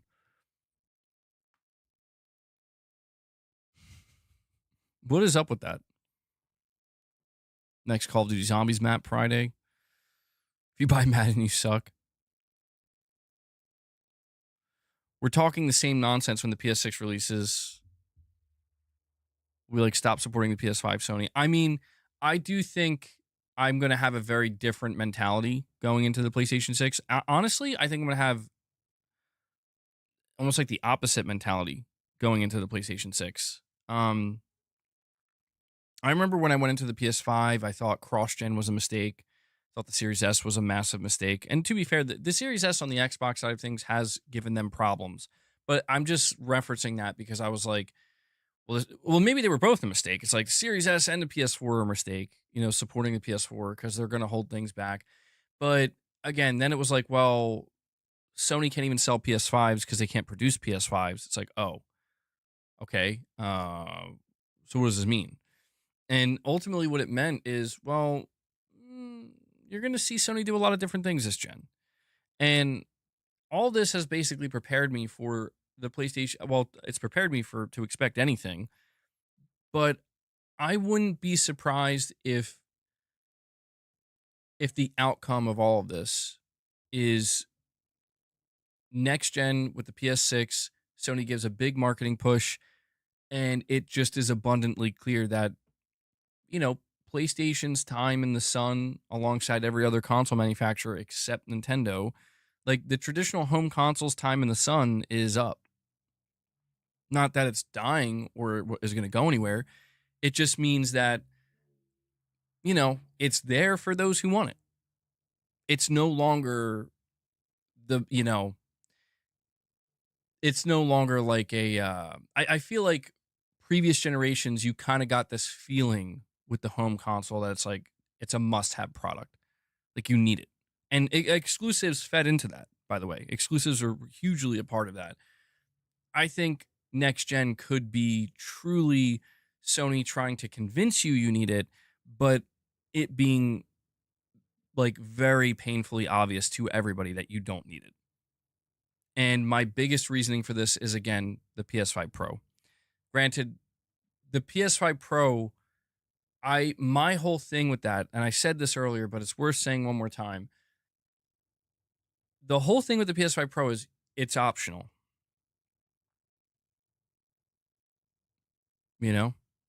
Are we ignoring the fact that Nintendo only sold 800,000 units in July? Where did that info come from? I haven't heard anything about that. That's the first I'm hearing.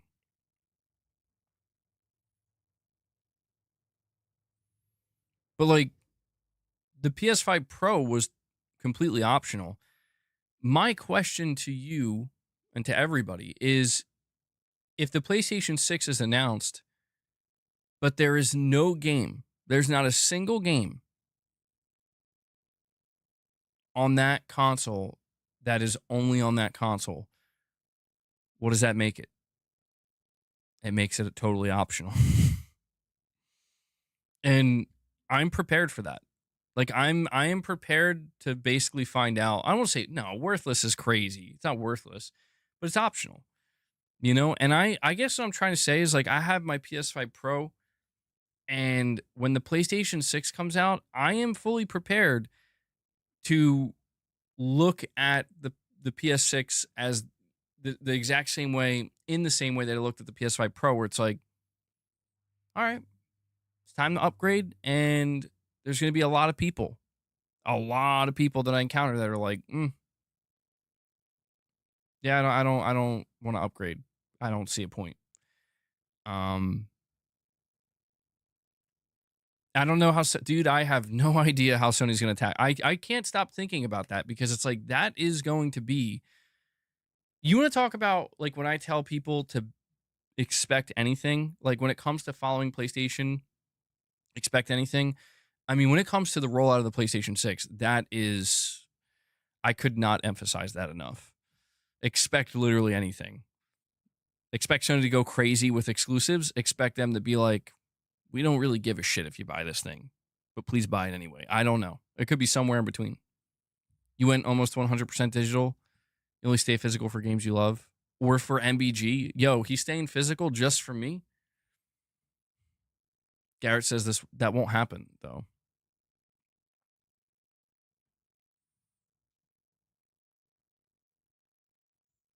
They could do like Xbox and give free game enhancements.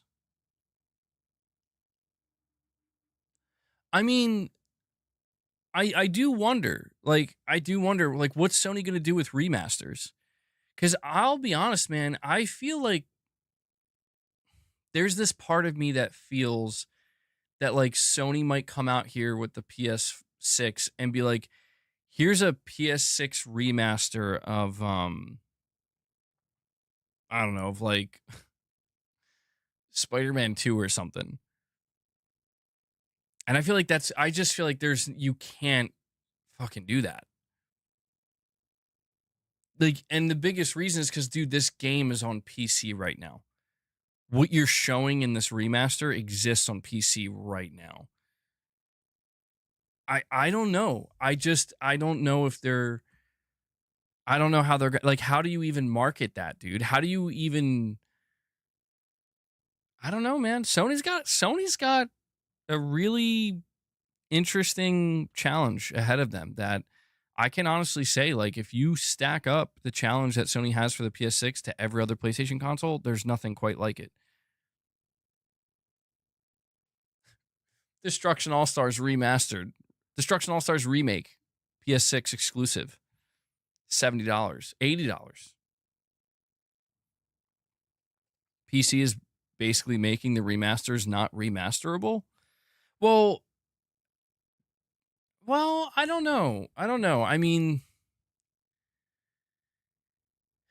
this is where I try to think to myself, like, what features could the PlayStation 6 offer that they could put into, like, remastered games as a way to market them? Like, it has DualSense 2 support. What is the DualSense 2 going to do that the DualSense 1 doesn't? And is that going to be enough to justify it? Okay, how much ray tracing can we get here? I don't know. I don't know, man. Sony has effectively sold every PlayStation console. The PS3 is a bit of an outlier at the beginning, but they've effectively sold every PlayStation console by creating a sense of FOMO. And I don't know how you do that with the PS6. Because I don't think people are going to have a fear of missing out. And that's where people say exclusives. Exclusives would do it. And I am in agreement.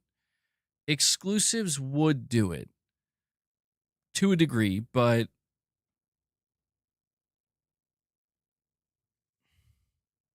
I mean, if you look at what's interesting is if you look at the PS5, there really weren't many exclusives.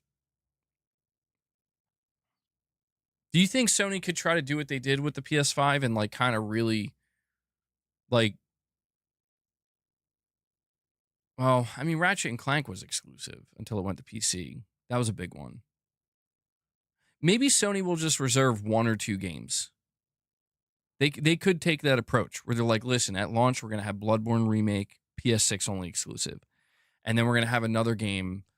What game would it be? What game? Could it be another Ratchet and Clank, perhaps? Here's the Ratchet and Clank sequel that's going to be PS6 only. I feel like that's like a literal copy and paste, though. That would be a literal copy and paste of what they did with the PS5. So, if not Ratchet and Clank. No, when I say exclusives, Garrett, I mean games that were literally only on PS5. Like Sony, like, for example, Miles Morales was marketed alongside the PS5, but that was on PS4. Same thing with Horizon.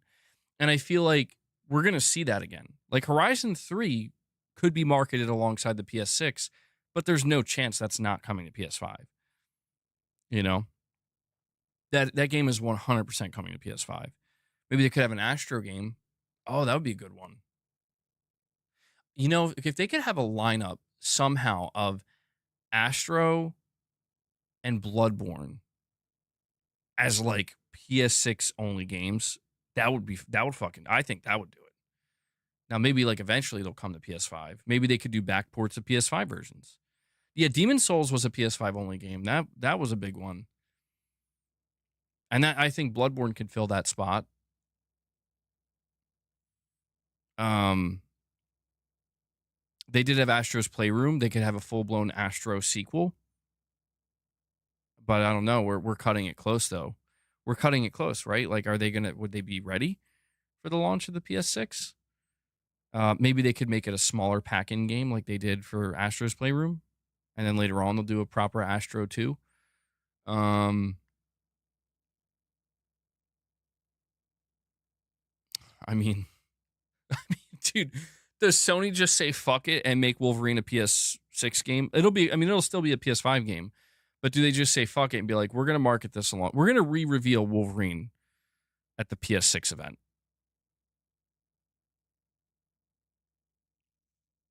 I mean, I think it's risky. I think it's risky because it's like people are going to be mad. They couldn't do only on PS6. If they basically pushed Wolverine into being a cross-gen game, yeah, no, I don't know. I don't think they could do that, to be honest. Could they do that? People would be mad.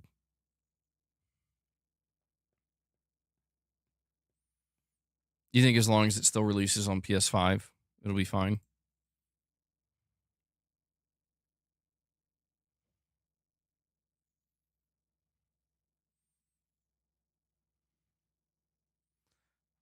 Wait. Oh, dude, it's a game about chopping people up. Yeah, man. That's what it is. That's the first that's that's the first description that comes to my mind when I think of a Wolverine game. MBG, go to the Media Molecule Twitter account. Let me see.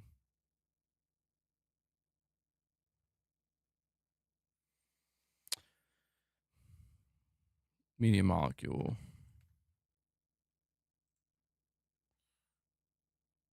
Heartfelt farewell, but far from goodbye. We send David off with our best wishes as he embarks on his next adventure. Dave. 20 years ago, I founded Media Molecule with some wonderful people. Feels like only yesterday that I was noodling away on a prototype that grew into Little Big Planet. Today, I'm announcing I'm leaving Media Molecule to focus on personal creative projects. Most of the Media Molecule founders came from Lionhead, a chaotic petri dish of creativity, and I couldn't have wished for a better training ground. Strongly influenced by the unconventional creativity, Media Molecule was born of a restless yearning to make exciting new experiences that we deeply believe in. We love making games, and so we naturally wanted to share that joy of creativity with our players. I'm proud to say that of all the games we've made and are making, the spirit of creativity and joyfulness suffuses them all. Did I say that word? This has been an unregrettable use of those years. Most recently, I've been feeling a growing itch to explore truly wild ideas and make things based on my personal whimsy. Though I still greatly enjoy the creative dynamic of working at Media Molecule, there simply aren't enough hours in the day to work at Media Molecule and on my personal projects. Without entirely giving up on pursuing that mythical creature called work-life balance, so I've made the difficult decision to step away from Media Molecule. I hope to be involved with MM in the future and to drop in from time to time. I greatly enjoy working with the team. It's a very different bunch to what we had 20 years ago, but the positivity and free exchange of ideas remains true to the founding spirit of the company. I'm leaving the company in very good hands. So, all right, well, I have to imagine this is probably like he's leaving on very good terms, obviously. Like he just straight up was like, I want to head out now. But I have to imagine this is actually kind of bad for Media Molecule because that's, I mean, he's a founder of the team. You're losing a major, major, major, you know, dev here. But damn. All right. Well, I really wonder what's next for Media Molecule, man. Again, I'll always have this feeling that Dreams, I think Sony fucked up big time with Dreams. Not Media Molecule. I think Sony fucked up. I think Dreams could have been something big. I think it had the potential. I think Sony was a little bit ahead of the curve. I think Media Molecule was ahead of the curve. I think Media Molecule understood that, you know, I think they understood that this is what people are going to want. Like, this is the next big thing. And I just think that you could make the argument that Media Molecule maybe made their tool set too sophisticated, but they could have fixed that over time. But Sony just seemed like they didn't know what to do with it. And I don't know. I feel like that's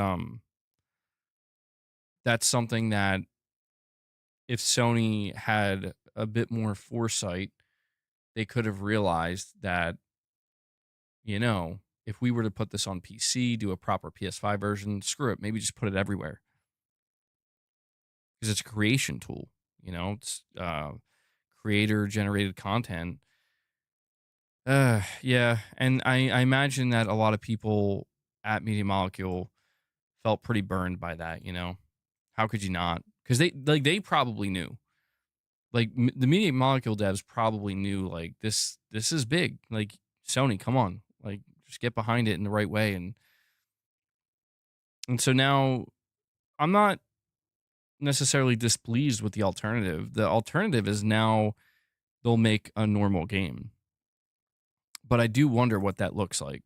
It's not going to be Little Big Planet. There is a new IP in development. So they are working on something new, but I don't know, man. I don't know.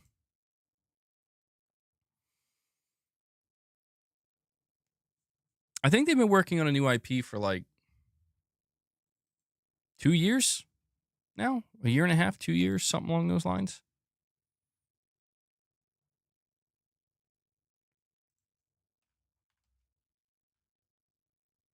I mean, maybe I think Media Molecule is probably working on something reminiscent to a degree of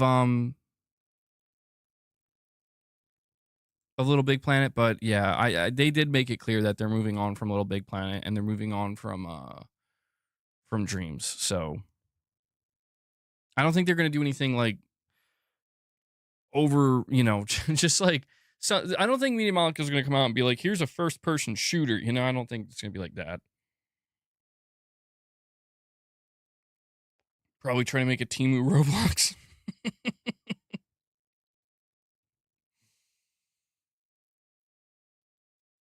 Oh man, Sony's own Roblox. I'm sure that would go. PlayStation Home 2.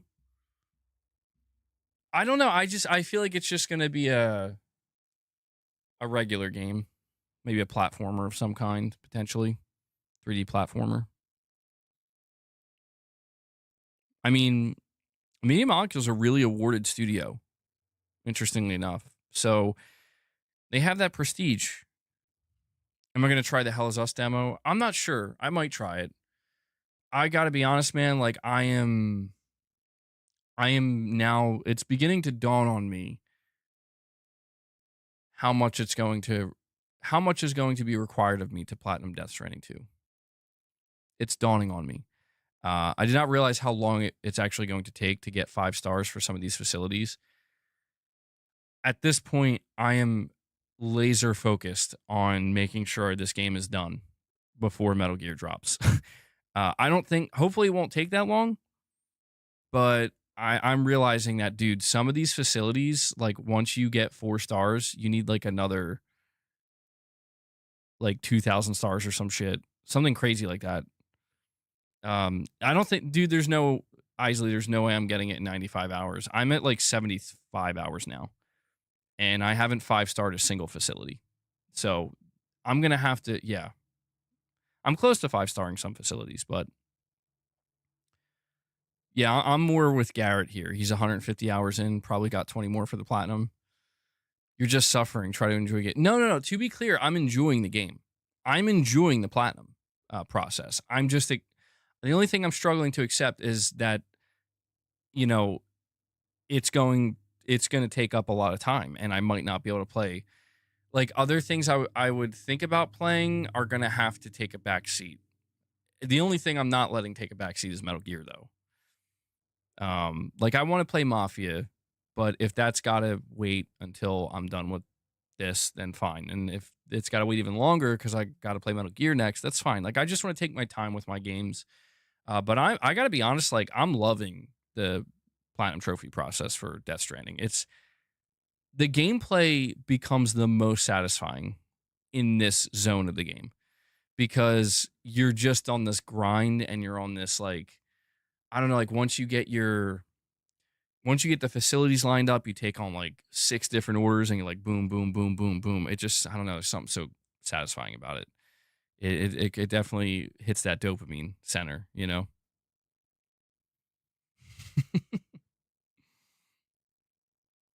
You're building too many zip lines.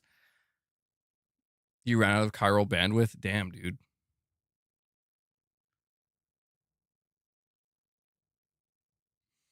If there was no platinum, I probably would have moved on from the game by now. Well, no, I'd probably still played a little bit. I'm curious to see how I feel after I like 5-star like 10 facilities. Because I think there's like 42 total. I don't know if I'm going to feel like I could just see at some point I'm starting to feel like, oh shit, okay, wow, I still got like 15 more to go and I really don't want to do this or something like that. That would be different. If I felt like that, maybe I'll consider moving on. But, and Michael Werneth coming in out of nowhere, bro. Michael Werneth dropping 20 membership gifts from the sky onto you guys.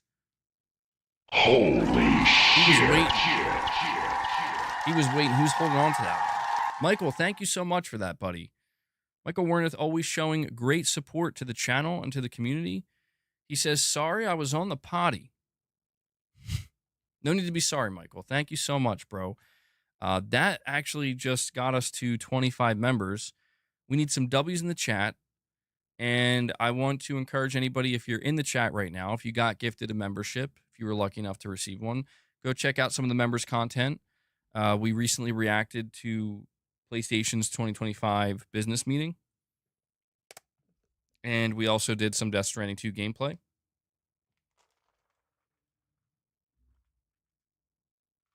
No, that's a little too much. I actually gave him too much. All right. I forgot I gave him treats not that long ago. Michael, thank you so much, man. I'll add that to the goal. So we hit 25.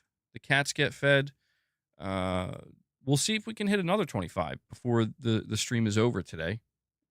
I do have to correct my title and thumbnails when the stream wraps up, though, later on.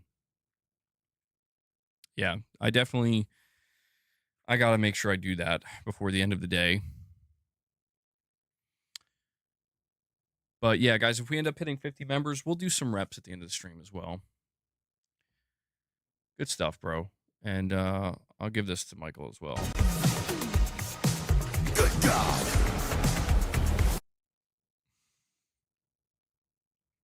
MBG, interesting results for those doubting Call of Duty. Battlefield 6 reveal trailer had 9 million views. Black Ops 7 had 41 million views. Battlefield 6 fans do be delusional. I noticed that too, and this is where I try to. I think some people, it's understandable why people think there is competition now. Like, this is some level of competition that previously wasn't there. And Battlefield is the only first-person shooter that I can think of that can come out of nowhere and be like, maybe make some kind of small dent. Like, for example, I do think Call of Duty might lose some players to Battlefield 6, but I do think people are a little bit delusional. Some people are a little bit delusional about, like, dude, Call of Duty is a juggernaut, man.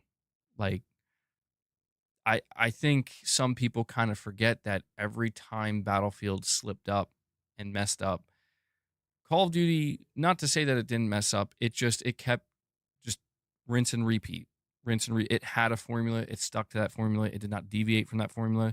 Some people hate Call of Duty because it didn't deviate from that formula, or because anytime they did deviate, they only deviated in the realm of microtransactions and how crazy they got.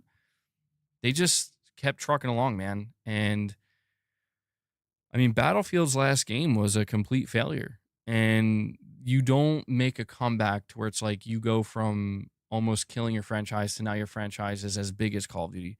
I think this is the beginning, though. To be clear, I think this is the beginning. Lady Gamer, I think you're a little bit. Lady Gamer, are you behind on the stream?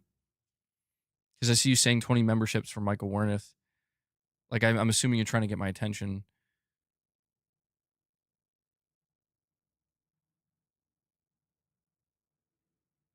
I think what we're seeing with Battlefield 6 is, wow, Gaming Survivor, you want Battlefield to fail. That's kind of crazy.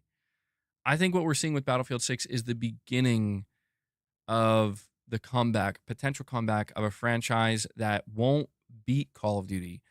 But again, it provides, I think, when Battlefield was succeeding, it was a truly viable alternative to Call of Duty, where it's like, it's not exactly Call of Duty.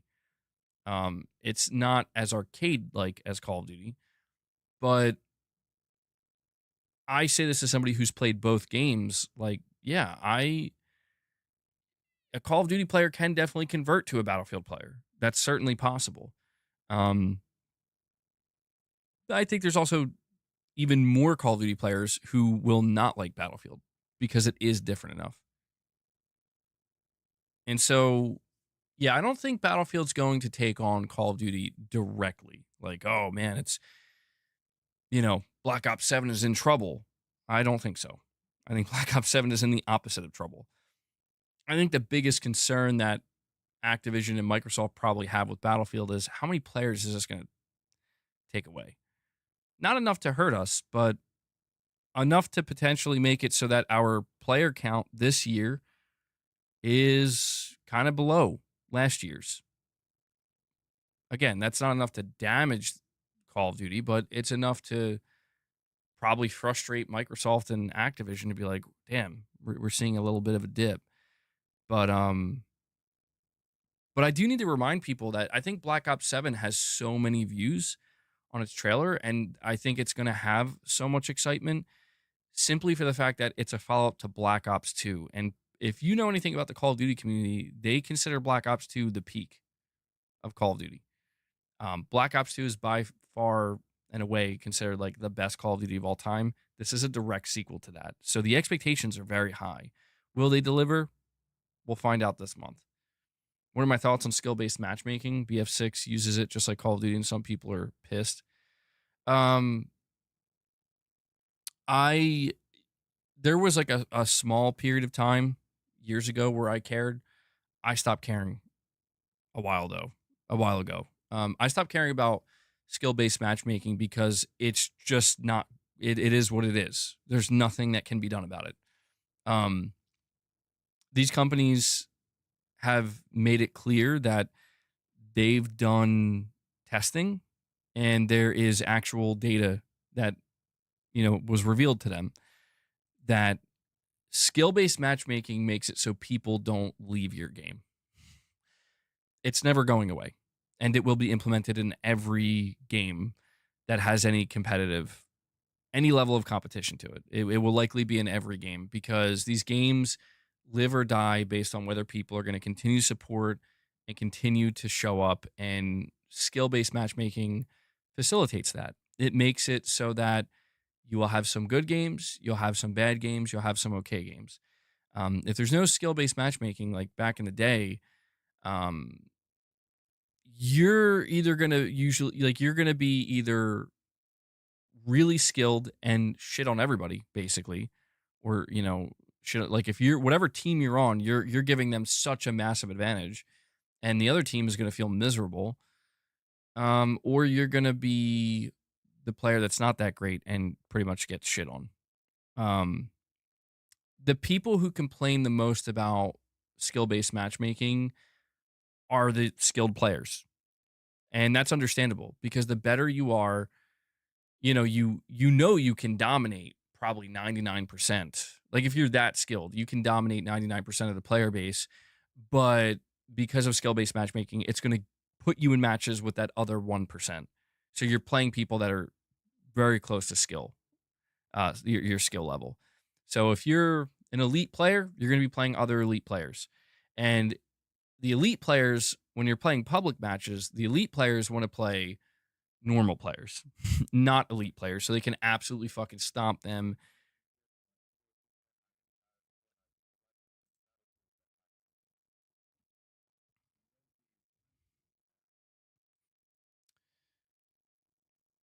Well, I mean, perfect image, that's a major complaint that people have towards Call of Duty right now. Um, people, the big thing that people are really hoping for with Battlefield, um, is that they don't lean into silly collaborations and, go in this direction of, just kind of being over the top and silly. People, I remember I saw earlier this year that Treyarch and Activision said, because there was like this outcry from like a certain portion of the Call of Duty community, like, stop making silly skins and ridiculous skins for the game. And they were like, these skins sell. People buy this stuff. Like, they sell better. So we're just going to keep making it. And I'm like, you can't argue with it, unfortunately. I'm not saying you have to like it, but they're just telling you, like, this is what people are buying, and we're here to make money. I think if Battlefield finds enough success, they're going to learn that too, maybe. And Lux with the super chat says people are delusional if they think that the new Battlefield isn't going to become yearly slop like COD. EA wanted to be like Madden and FC.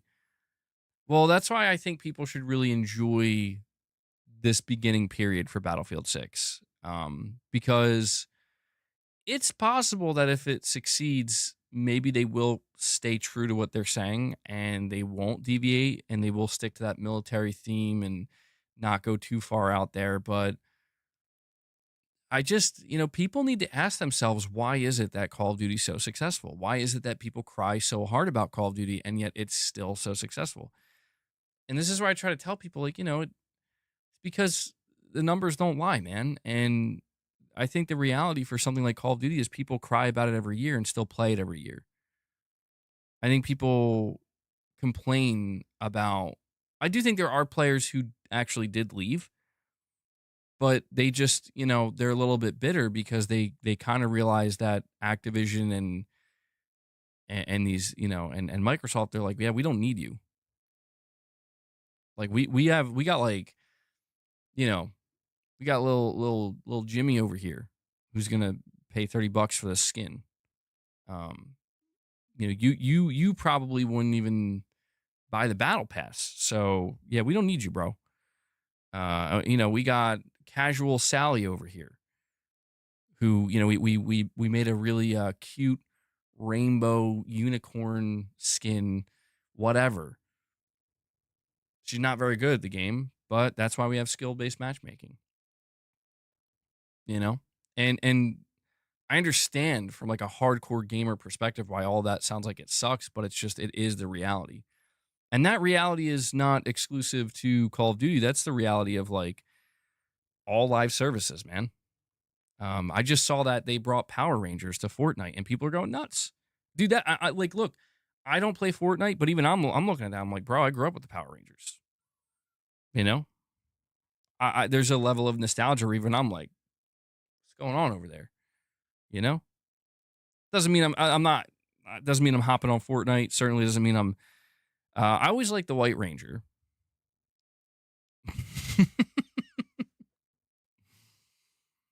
I always thought the White Rangers. I liked his outfit. Um, but dude, I have so many memories of watching that Power Rangers movie. What did it come out in 1995? Oh my god, the memories.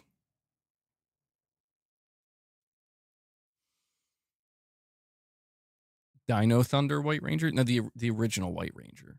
Like I don't know. I grew up.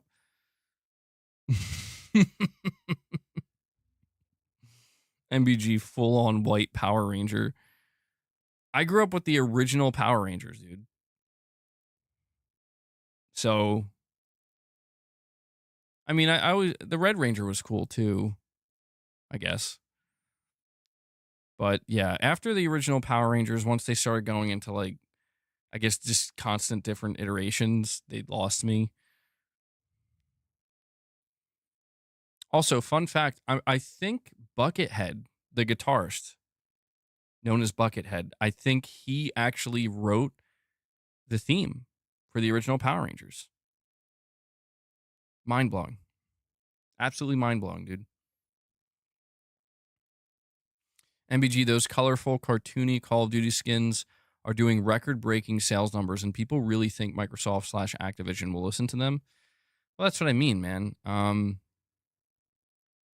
I'm not saying that, like, I don't like to be the person, I often am, unfortunately, because I know people, it sounds so defeatist, and maybe it is defeatist. I know people don't like it when it's like, you are kind of wasting your time here. They don't like to hear that because it makes it feel like that, they have no power and there's nothing they can do. And I try not to discourage that because I just feel like, well, what harm can it do? Make your voice heard, make your opinion known. Like, that's what I'm doing here, right? Like, go for it. Who am I to say that you shouldn't do that? It's just when people get really worked up and I see people getting like genuinely angry or upset, it's like, it's not worth all that, man. Like, there's nothing you can do. It's like the same approach I have with the conversation about exclusivity at this point. Where it's like people having meltdowns because they're losing exclusives, or people, fearful about, oh man, it's just like, dude, who cares? Like whatever's going to happen is going to happen, and you have zero say in it. So just focus on what you can control, which is what games you want to play and where do you want to play them. Doesn't mean we can't have deeper conversations than that. I'm just saying once people start to get worked up over it, that's where, once you cross that threshold, it's like, all right, just relax, And I get it. I appreciate the passion sometimes. I've always been passionate about stuff, but you got to be careful how much of your time and energy you're wasting on that, because it's like, yeah, these games are breaking records, and these skins that they're releasing are breaking records. Oh, no way. The timing of this. Activision leadership not worried about Battlefield. It's too big to fail. This is a new report.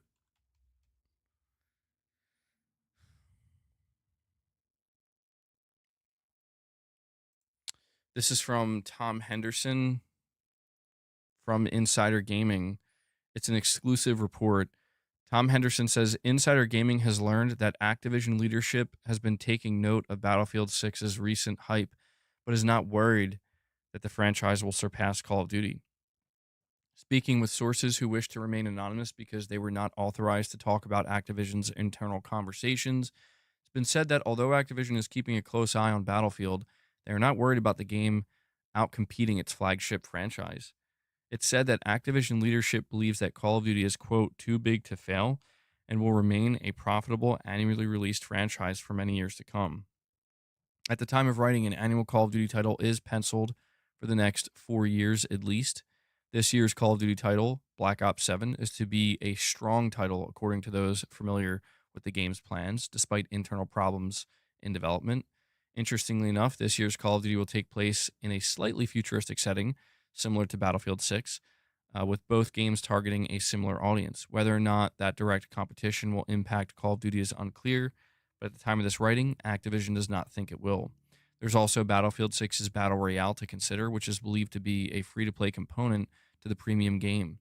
If EA can take a considerable chunk out of Call of Duty Warzone's player base, which has been depleting for the last couple of years, it could have a detrimental impact on Call of Duty's long-term player base. That's interesting. The timing of that, though, the timing of that report while we were talking about it. Yeah, I'm not surprised. I don't think Activision should be worried, to be honest. Does PlayStation have the marketing rights for Battlefield 6? I don't think they do. No. I haven't seen any marketing directly associated with PlayStation. The only thing I've seen is the one trailer uploaded on PlayStation's channel, or like 2 trailers, but I don't think they have the marketing rights. A lot of people who are raving about Battlefield 6 will abandon it in a few months, and Activision knows that.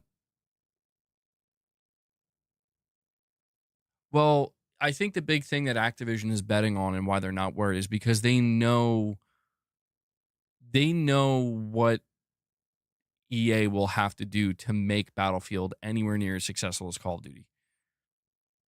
You get what I'm saying? And right now, EA and the Battlefield 6 marketing team is going in the direction of do the opposite of Call of Duty. Say you're going to basically do the opposite of what Call of Duty is doing. This is why the first thing that people started freaking out about is that they're going to have skill-based matchmaking. It's like, whoa, what are you talking about? You're supposed to be the anti-Call of Duty. And it's like, no, you don't understand. Like, we're still trying to make a successful live service game for the long run. And, I just think that it's how these things go, man. When you lose a player base, you have to do everything in your power to win that player base back. And you have to speak directly to that core player base. And then if you do that well, you start to go a little bit beyond that. See if you can appeal to new players. And if that goes well, then you can go even further and try to appeal to not even just new players, but players who didn't even know about your product to begin with. It's just business 101. It's how these things work. Right now we're seeing EA with the Battlefield franchise going back to the roots because they have to. Make no mistake, you're not seeing Call of Duty go back to the roots because they don't have to. If Call of Duty lost 3/4 of their player base with Black Ops 7 because they just fucked it up that bad, you would see Activision doing exactly the same thing that Battlefield's doing, trying to speak to the hardcore, the most passionate, the people that they're going to need. And I think people just need to, I will say this. EA and DICE have experienced what it is like to fail and to lose your audience and to lose your player base. So because they had that experience, they might be a little bit more careful going forward.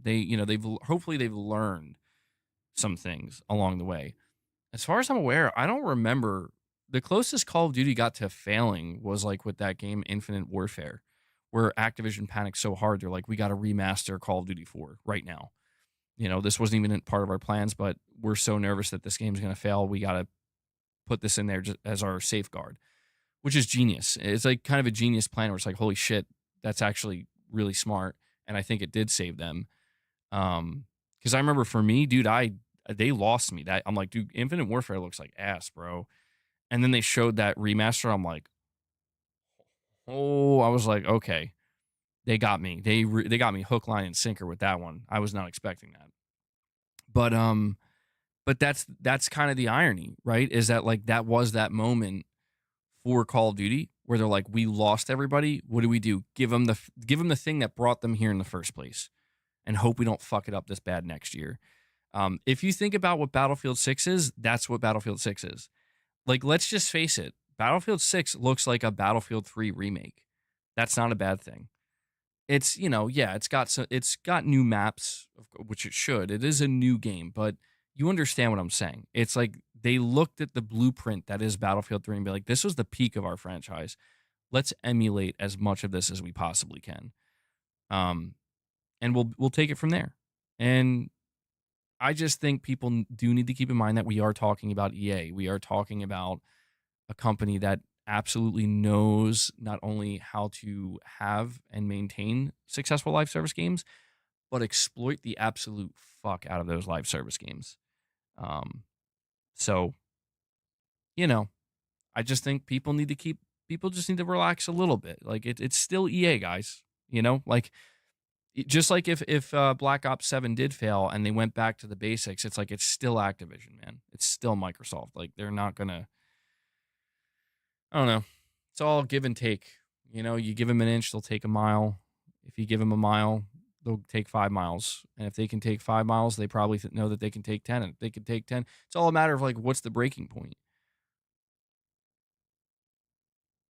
I mean, Nicki Minaj was in Call of Duty 2 or 3 years ago, and that didn't do a fucking thing. I saw people losing their ever-loving minds over that, and look at where we are. Look at where we are. Like, Call of Duty's still just as big as it ever was. That's what I mean. You give them a mile, they'll take 5. Once they have 5, they'll take 10.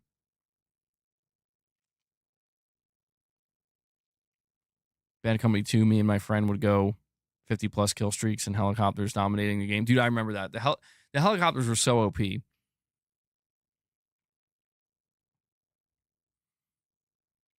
Well, I have to admit, I'm curious. I'm more curious than I normally am to see the Call of Duty reveal because I just witnessed the Battlefield reveal, and the Battlefield reveal went very well. Like, there are 40,000 people. I saw this report today. There's 40,000 people just sitting there for the beta. And it didn't even start yet. They're just sitting there. I'm like, wow, okay. It could be, the beta could be huge. And the beta, they're being smart about it. They are doing the early access, but they're doing an open beta. And so it's going to give everybody a chance to try it. And, you know, I just think that, I mean, look, man, I still play Call of Duty. And I have to say, like, Black Ops 6, I've been more entrenched in Black Ops 6 than I have a first-person shooter in quite some time. And a big part of that is because I've gotten into a routine where I play some zombies multiple times a week at night with Mrs. MBG and some friends. And it's like, you know, that's part of that routine. And it's interesting because we see Battlefield 6 coming, and I'm like, well, I'm definitely going to play it, and I'm going to be playing the beta. But I don't know if, like, I don't know if Mrs. MBG is going to play Battlefield 6. I don't know if she'll be able to, you know, she can hold her own in Call of Duty. I don't know how that's going to translate to Battlefield. Battlefield is very different.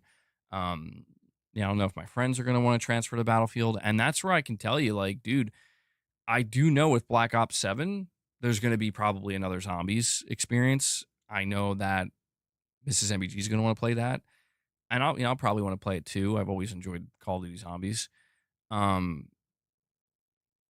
like, that's where even I'm like, dude, I don't know that Battlefield's going to pull me away from, because that, to me, that's more of like that kind of comfort gaming food or whatever, where it's just like, it's expected. It's just there, you know? But I personally do still want to play Battlefield. I think it looks great. I haven't been this excited for Battlefield in many, many years. But that's the thing. Is like, well, I got so many single player games I'm behind on that I want to play. So many single player games coming up that I want to play. There's no fucking way I'm playing 2 live service shooters.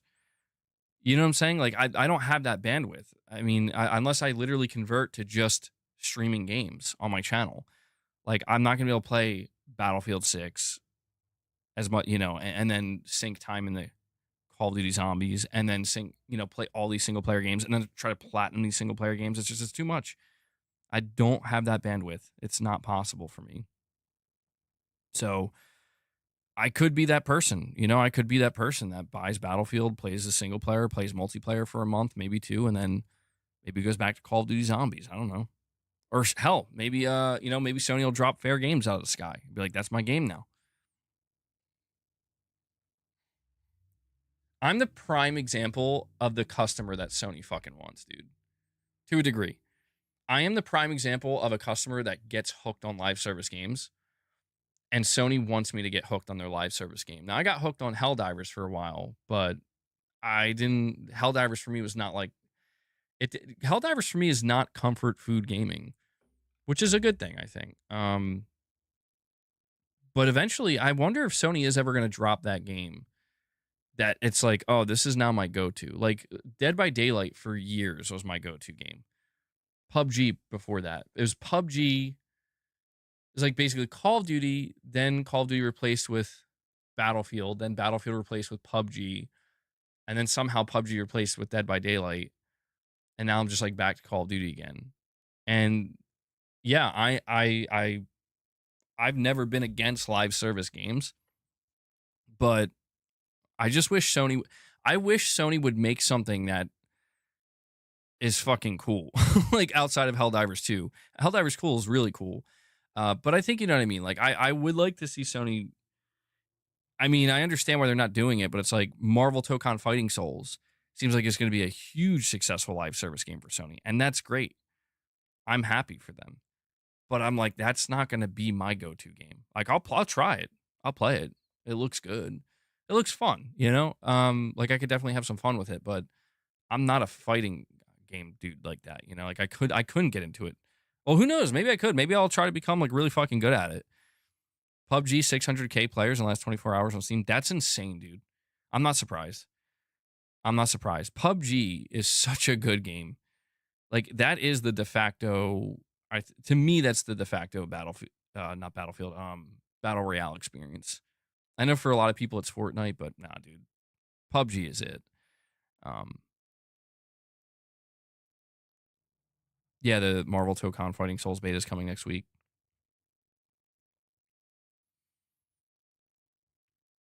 Well, I would like to see Sony make a live service game that kind of hooks me. Frankly, I would like to see Sony have a really, really, really successful live service. I still think like Helldivers could be that, maybe, but maybe it's not going to achieve that next level until like Helldivers 3. Because Helldivers 3, I'm telling you, is going to be a product that comes out in the next 10 years. And I'm really curious to see how that goes because I think Helldivers 3 could be that moment for Sony where it's like, Sony will make a Horizon Battle Royale. I mean, fuck, I'd try it. I'll be reluctant. I'll probably be cringing and I'll be like, you got to be kidding me. But like, nah, I'll try it though. I got to try it.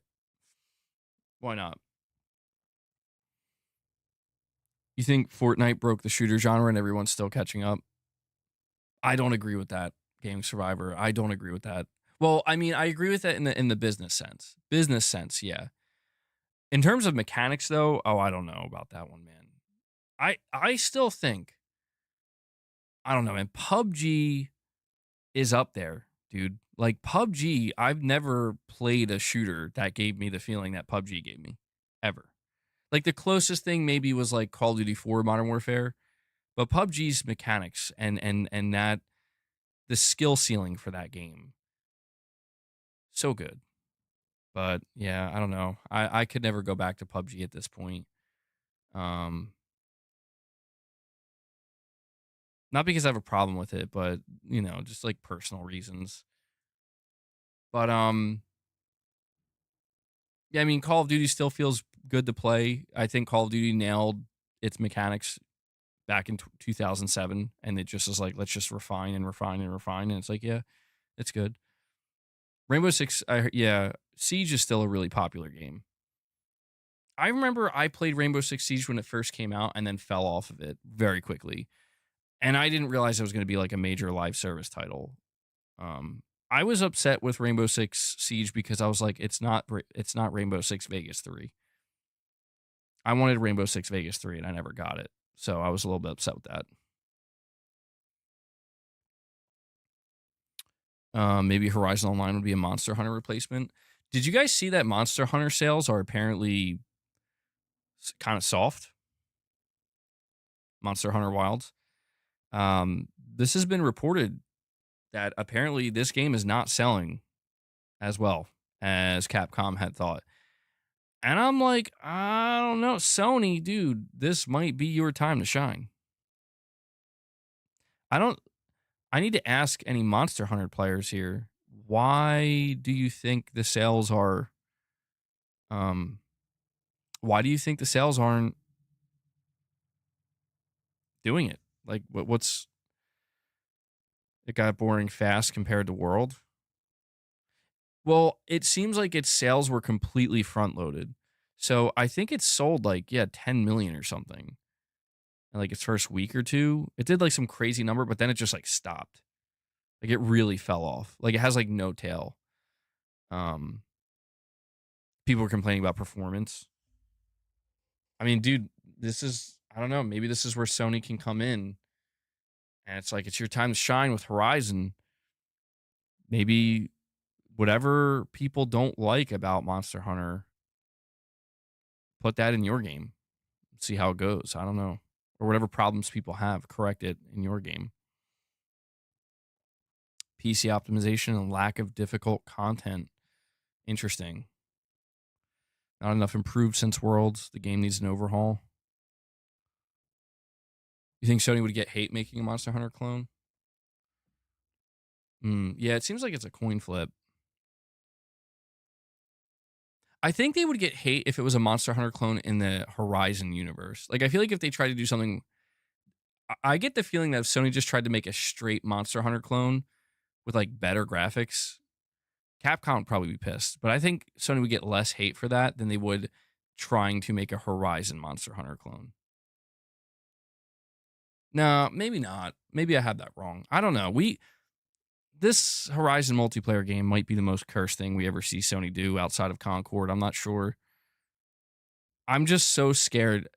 I'm scared for this Horizon live service game, man, because I feel like the formula is very simple. The formula is take the graphics of not Monster Hunter. Take the graphics of Horizon. Take the world of Horizon. Take everything about Horizon. Remove Aloy. Remove the story, the single player story aspect. Pretty much, yeah. Make a Monster Hunter type clone in terms of like not really mechanics, but just the type of game. You know, make it a game where you're hunting the machines and stuff, and just make it look really damn pretty. And I feel like if they do this, they got something. I feel like they're gonna slip on a freaking banana peel, bro, and just do something so stupid where they're like, "We made it look like Fortnite."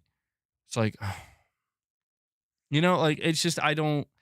I'm so ready for that, and I'm ready for Sony to be confused again. Like, what went wrong? What did we do wrong? You know, it's like you tell me, Sony. Horizon's so successful. What did you do wrong here? I'm telling you, man, a Horizon multiplayer game needs to look good. And I say this just because it would be like if when we heard about that Last of Us multiplayer game that was in development, if they tried to like make it cel shaded or some shit. It's like, what? No, you make it look like The Last of Us because it looks cool. You know, like that's what people want. I'm telling you, that's what people want. Wild Hearts is underrated. Oh, I forgot about that game. Yeah, that was like EA's version of Monster Hunter, wasn't it? They need to improve tons on that melee gameplay for Horizon Online to be great. I do agree with that wholeheartedly. I do think the weakest part of Horizon is the melee. And one of the things that I've said that I think could make Horizon 3 really good gameplay wise, like make it feel really different and bring it up, is if they really flesh out melee.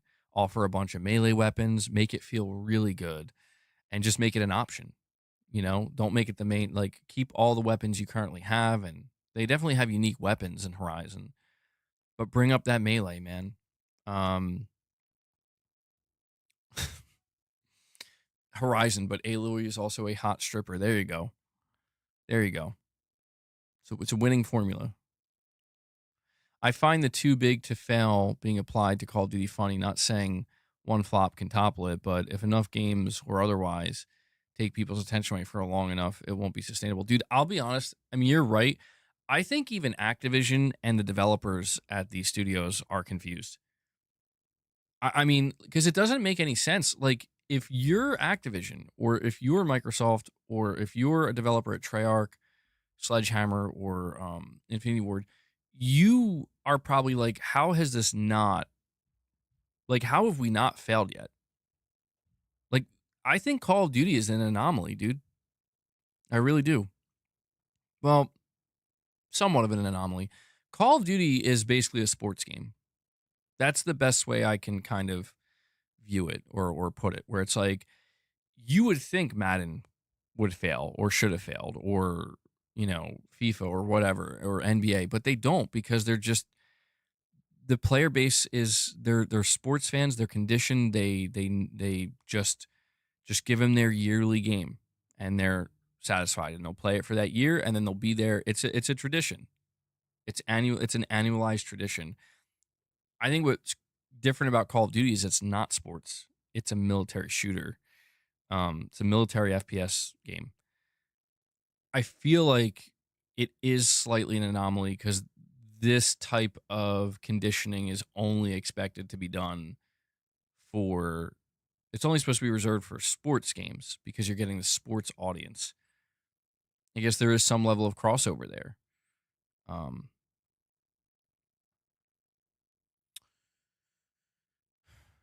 They're never gonna fail. They survived the Beavis and Butthead skin test. Dude, I find that shit so funny though. Like, when I was looking, I was playing Call of Duty, and I'm like looking, and there's a charm, or not like a charm. I guess it's a charm. It's like something you can put on your gun, and like if you kill an enemy, it's Beavis when he's like in his cornholio mode or whatever, and he's just saying crazy shit every time you kill somebody, and I'm like, that's pretty funny. Like, that's actually, like, as a Beavis and Butthead fan, that's actually pretty fucking funny. Like, I understand why people are like, what the hell's going on here? I totally get it, but I'm like, that's pretty funny. But yeah, they got some really weird shit in Call of Duty, man. They got some really weird shit. Playing Battlefield 4 on your Series X at 120 FPS conquest mode is just the chef's kiss right now. Chris, get the hell out. I'm just kidding. You hope Sony wins that lawsuit against Tencent. I was listening to Sacred Symbols recently, and Colin was breaking down the lawsuit. I did not realize it was that bad. Like, when I was listening to him kind of break it down, I was like, bro, am I going to do the Easter egg with you, Michael? I'm going to be honest. I did the Easter egg for the trophy. I think you only need to do one or two, the first one or two Easter eggs. I hate the zombies Easter eggs. I'm going to be honest. I just hate the zombies Easter eggs. I only did mine for the trophy, and then once I was done, I was like, thank God. I just like, for me, zombies is the game I can go to when I want to shut my brain down and not think, and just, it's muscle memory. I'm just going the rounds, you know what I mean? Killing a little bit of time.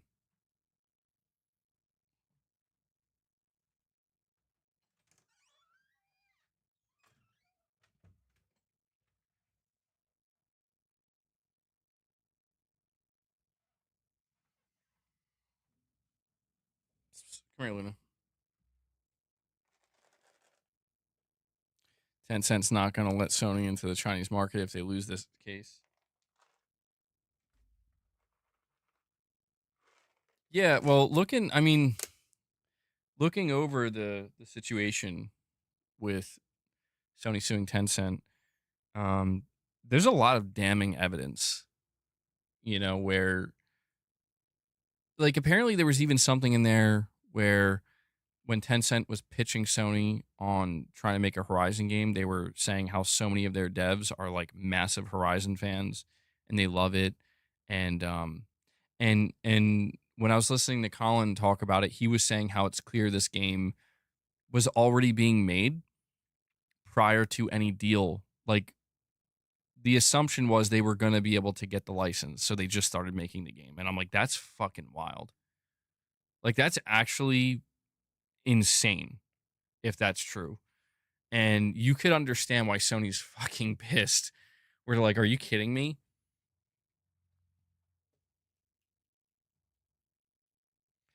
Who knows? Maybe Sony will just give in and be like, all right. You know what'll happen? Maybe Sony will reveal their Horizon multiplayer game. And it'll look real fucking bad. And Sony will be like, oh shit. And it'll just go to Tencent and be like, you know what though? You already got this game made. Yeah, maybe we will take this deal. I don't know.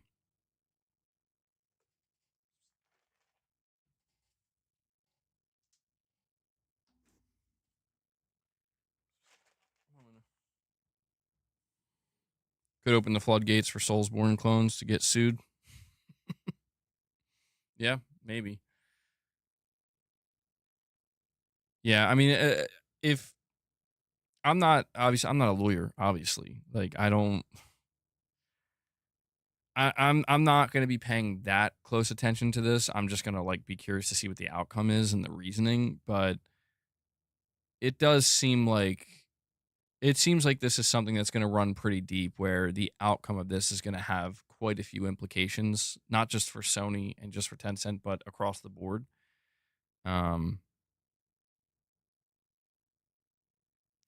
Genre is not the same as a blatant ripoff, though. Well, I just wish that some of this shit would stop in general. Like, did you guys hear about that game, Peak or whatever?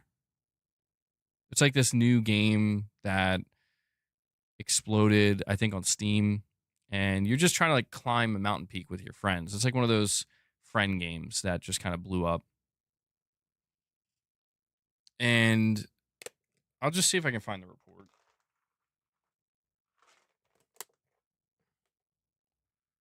Let's see if I can find it.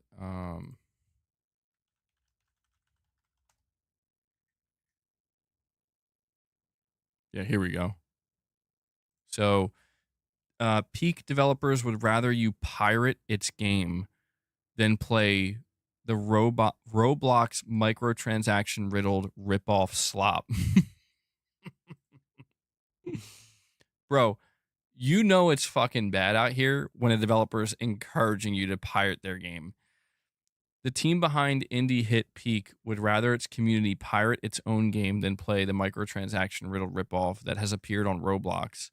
The Roblox ripoff in question is Cliff, a release that describes itself as a challenging climbing game where even the smallest mistake can be your downfall. According to the blurb, Cliff players will find themselves trapped on a mysterious island, and the only way to escape from said island is to reach the top of the towering cliff. Do you have the skill and courage to make it to the summit?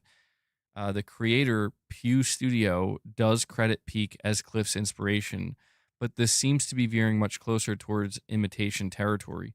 Not only does Roblox's Cliff sound pretty much identical to Peak, but its artwork is also alarmingly similar. You can, well, they show it here. Wow. Yeah, I'm going to see if it'll let me show you the picture. Alarmingly similar is definitely a good way to describe it. It's essentially the same. Wonder if it'll let me show the images here.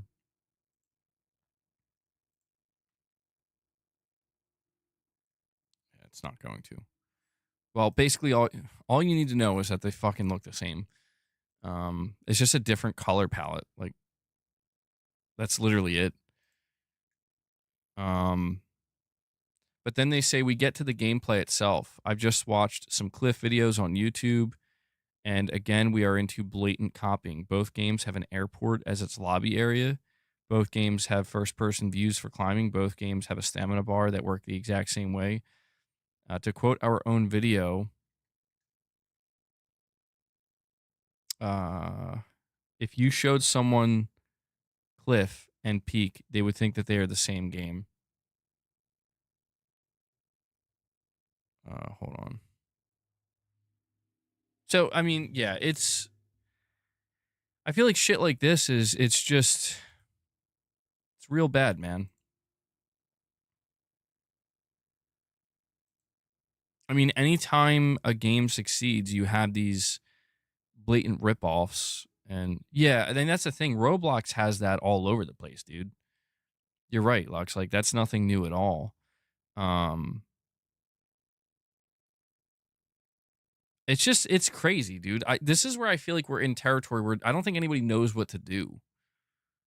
Because, yeah, Roblox has ripoff games everywhere, and there are people, developers, there are developers developing Roblox games that become major revenue sources. Like, they're making a living running a Roblox game. This is why I said that earlier Media Molecule was onto something with Dreams. They really were. And yeah, these games a lot of times are just blatant ripoffs. I've seen some of this shit, dude, and Roblox scares me. I'm gonna be honest. Like if there's one singular game that actually scares me for the future of gaming, it's Roblox because this shit is crazy. But it's actually not too dissimilar to the fear that I feel, the fear that is instilled into me when I go to check the PlayStation storefront and I see the insane slop garbage that is made by developers. And it's just allowed to exist and it's just allowed to be sold. And I'm like, this is fucking sad, man. Like, I understand that some people had this idea of like free market, you know, like you gotta let people make what they want. But I'm like, dude, this is fucking detrimental. Like, it's just flat out detrimental. You know, it's detrimental to everybody's experience. And I came across this video. This was actually like a month and a half ago or 2 months ago. I came across this random video where somebody said, "This is a game I bought on the PlayStation Store." And I fucking wish I could remember the name of it. It was like some zombie game. And dude, it was just offensive. Like, I understand like this person is using it for content and making fun of it, and that's funny. But it's actually like the fact this exists and was allowed to be uploaded to the PlayStation Store is straight up offensive. Um, like I just feel like it's kind of messed up, and yeah, I just feel like Sony has to be a little bit more fair about this stuff. And I know it's difficult. I'm sure it's a nightmare. But it's like, yeah, oh, you know, if somebody's ripping you off, then you care, right? If somebody's copying your game, then you care. Maybe take a look at your own storefront and the fact that all you have on your storefront is copycat games everywhere. And I understand that Tencent is a big fish to fry. I understand that. And, you know, that's where like all these small fish, Sony's probably not worried about. But it's like, I don't know, man. It is about kind of keeping that same energy where it just looks weird to me. Like I bet you if I went on the PlayStation Store right now, I could find that game. Peak. Not the actual game, but a ripoff. I'm gonna go check. PlayStation Store. I'm just gonna type in Peak. See what comes up. Peak Together. Peak Final Climb. Peak Climbing. Peak Adventure Begins. All right, let's see. Peak Together. These are all announced games, by the way. Peak Together, not out yet, just announced. Peak Climbing, just announced. Peak Final Climb. Let me check Peak Together. 4-player online. Peak Together is a co-op climbing game where your survival depends entirely on your teamwork, timing, and not letting go. Whether you're scaling a cliff, solo, or rope to 3 other disaster-prone adventurers.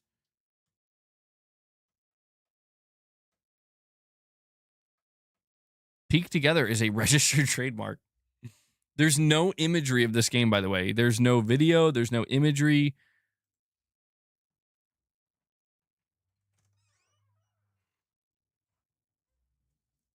Let me check Peak Climbing, just announced. Peak Climbing is just 1 player.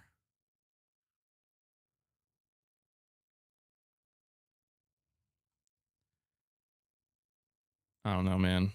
It's just kind of crazy. I will admit, Peak Final Climb at least has a different looking art style. These games are announced and there's just nothing. There's nothing, dude. There's no images. There's no video. It's just there's one single image. I don't know. Beast Mode, a member for 8 months, says, shout out to you, MBG. Appreciate the content as always, my brother. T-minus 22 days till greatness. Hell yeah, bro. Hell yeah. Well, thank you, Beast Mode. I appreciate you being a member for 8 months. I'm glad you enjoy the content. I gotta go shut the door because Luna can never decide if she wants to be in or out.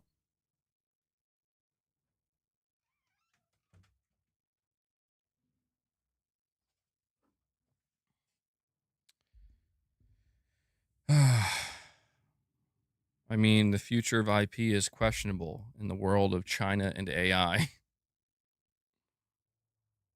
Someone donate to MBG so he pre-orders peak AI. Doesn't Sony have quality control to approve every game in that store? I don't know, dude. It sure doesn't look like it. It sure doesn't look like it. I don't understand why these storefronts do this.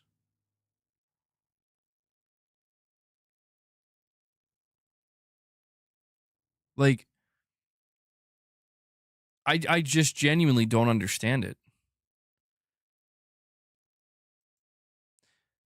Maybe they just don't want to deal with. They don't want to deal with the bullshit. We need MBG reviews of some AI slop firsthand. Dude, I thought about that, but I'm like, I don't want to give this shit attention. I don't. Like, I feel like it's the worst thing I could do. It would be pretty funny though. Maybe we could do that. I don't know. I don't know if I could actually go through with buying a game like that on my fucking account, knowing it'll always be there. maybe we could do that. That would be. I have to admit, some of that shit would be pretty funny. In like a members lounge, buying some of the most cursed looking games. I mean, if you guys fund it, maybe we can make it happen. I think Steam is probably the worst. Yeah, Steam just got in trouble, actually.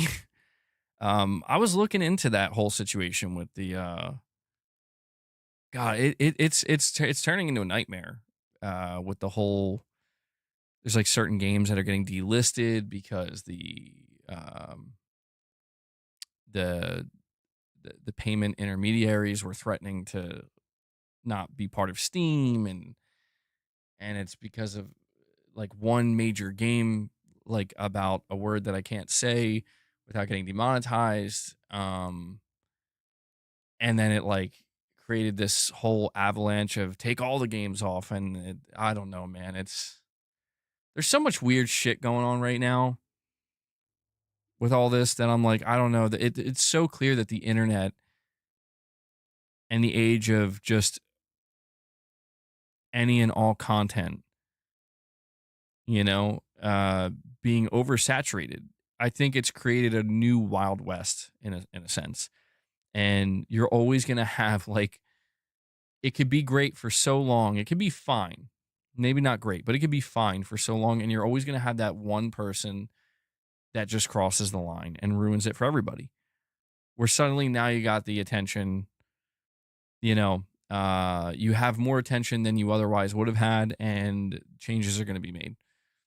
And that seems to be what happened with the situation on Steam, from my understanding. But I don't know. Create a new PlayStation account just for these games. Well, could there be platinums to be earned? Maybe it'd be worth sticking to it. No, I'm just kidding. Even if I could get platinums, I wouldn't want it. Hell no. The Nintendo eShop has hentai simulator games. Can we talk about that for a moment? Like, look, I understand it's like you should be mad because they're encroaching on your freedom. It's like, dude, I am not gonna go up to bat for those games. Not doing it. Not doing it. Just not doing it. But somebody else can do it. I'm not doing it. Platinum Fiend. Never say never. I don't understand, dude. I don't understand some of the stuff that's out there. I just don't. Like, I know that's like, well, just because you don't understand it doesn't mean it shouldn't exist. And it's like, I'm sorry, but I just don't have that viewpoint. Like, I wouldn't care if it was if it was Thanos out of existence tomorrow. I'd be, oh, that's great. Like, I mean, there's degrees. There's degrees of it. Yeah, I mean, and that's the problem, right? It's a slippery slope where it starts with those games, and then before you know it, they're going after GTA 6. I'm like, whoa, whoa, whoa, whoa. Hold on. Yeah, Cyberpunk Edge Runners. So I get it. And you're right. Someone feels that exact same way about the games I like. You're right. I don't know. I still struggle. I guess. I suppose. I mean, objectively speaking, I think the answer to that is yes. Like, it's an objective yes. There are people out there who feel that way for some reason about some of the games I play, but I don't know, man. There's just some shit that if you show me it, I'm like, bro, get that out of my fucking face right now. Right now. Get that out of my face. I don't know. I'm not like pro censorship necessarily. It's not that. It's just like, yeah, I don't know. I understand the slippery slope, right? Where it's like, well, if you don't care because it doesn't affect you, because it doesn't affect the stuff you like, and it just slips on by, like, whatever. I mean, I have to admit, yeah, I am that kind of person, I guess, in this regard, where it's like, I won't care until it affects something that I care about. You know, I'm like, I'll be that guy, like, look at your shit. Your shit just got taken away. Like, it was garbage anyway, bro. Go cry about it. And then it's like, my shit gets taken away. It's like, wait, what happened? Hold on. Did I hear about the news about GTA 6? Depends what news. Lux, you're saying Steam is not in trouble. Gaming is. The same people want GTA 4 and 5 taken down. Payment vendor going after games in general. Elon's making his own payment. Yeah, there's a bigger situation at play here, and it starts with the most extreme stuff, and that's, you know, it usually, like, the group of people that are going after that. I always question, like, I question both. This is one of those situations where I question both sides. It's like, on one side, it's like you got extremist behavior or mentality of, like, extreme censorship and extreme moderation, and you know, it's too much. It's too much. And then on the other side, you know, you see the people where it's like, I made a game about, you know, again, I can't say the word, but something horrific. That's just like, bro, what's wrong with you? Like, you need help, and nobody should play this. And anybody who even thinks about playing this should seek help, you know? It's like, there's something wrong with both groups of people there, in my opinion, where it's like, you don't have to be a maniac that feels like, you know, everything is the devil and needs to be censored, and every child's mind is going to be corrupted by even just the slightest, you know, like, no, that's not real. That's not living in fucking reality. And that's not reasonable, you know? And neither, like, basically, I'm just talking about extremist groups of people that they're always the fucking problem, because that's not reasonable. But it's also not reasonable to think that I should be allowed to make my grape game. I know. I know I have resorted to having to use these words, because if I use the other one, YouTube very much will demonetize me. It's like, you're fucking weird, dude. Like, there's something wrong with you. You need help, and this should not, like, this just shouldn't exist, in my opinion, because you have to be you have to have something very, very wrong with you to not only create something like that, but what's up? I let the cat out already. And that's where I just feel like it's always just the normal, reasonable people that get caught in the crossfire, unfortunately. We're like, like 98% of people are just out here trying to enjoy normal shit. And when I say normal, I'm just referring to something it's it's not coming from a place of like, you know, mentally ill extremism. You know, I feel like, why are a bunch of Karens in Australia deciding what people can buy? Well, see, that's the thing, is like they targeted. This is what I mean when it's like the game that they targeted definitely crossed the line. Like, it just, there's no way around it. The game crossed the fucking line. The group that happened to target it is also seemingly a group of extremist conservatives in Australia. That's like, okay, this is a recipe for fucking disaster. I mean, it is. It's like, well, we all knew this day was coming. It's a reckoning. It's a day of reckoning, bro. And I think what's going to have to happen are reasonable, once again, we'll see if it happens, reasonable, mature, non-extremist adults that understand how to separate the worm from the apple, if you will.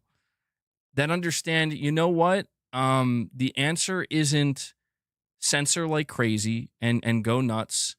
The answer isn't allow literally anything, because both cause problems. That's just a fact. Both of those things cause major problems. There's an actual very healthy, reasonable middle ground that 99% of people could probably agree on. And the only people that won't agree on it are the weirdos on the absolute extreme ends of both sides, that they're in the 1% and they're going to freak the fuck out if we, at that reasonable compromise. That's my opinion. I know that sounds like it is fence sitting, but it's because that's where we actually need to be. We need to meet in the middle. Two groups that are, I think, just being too extreme about it because they hate each other.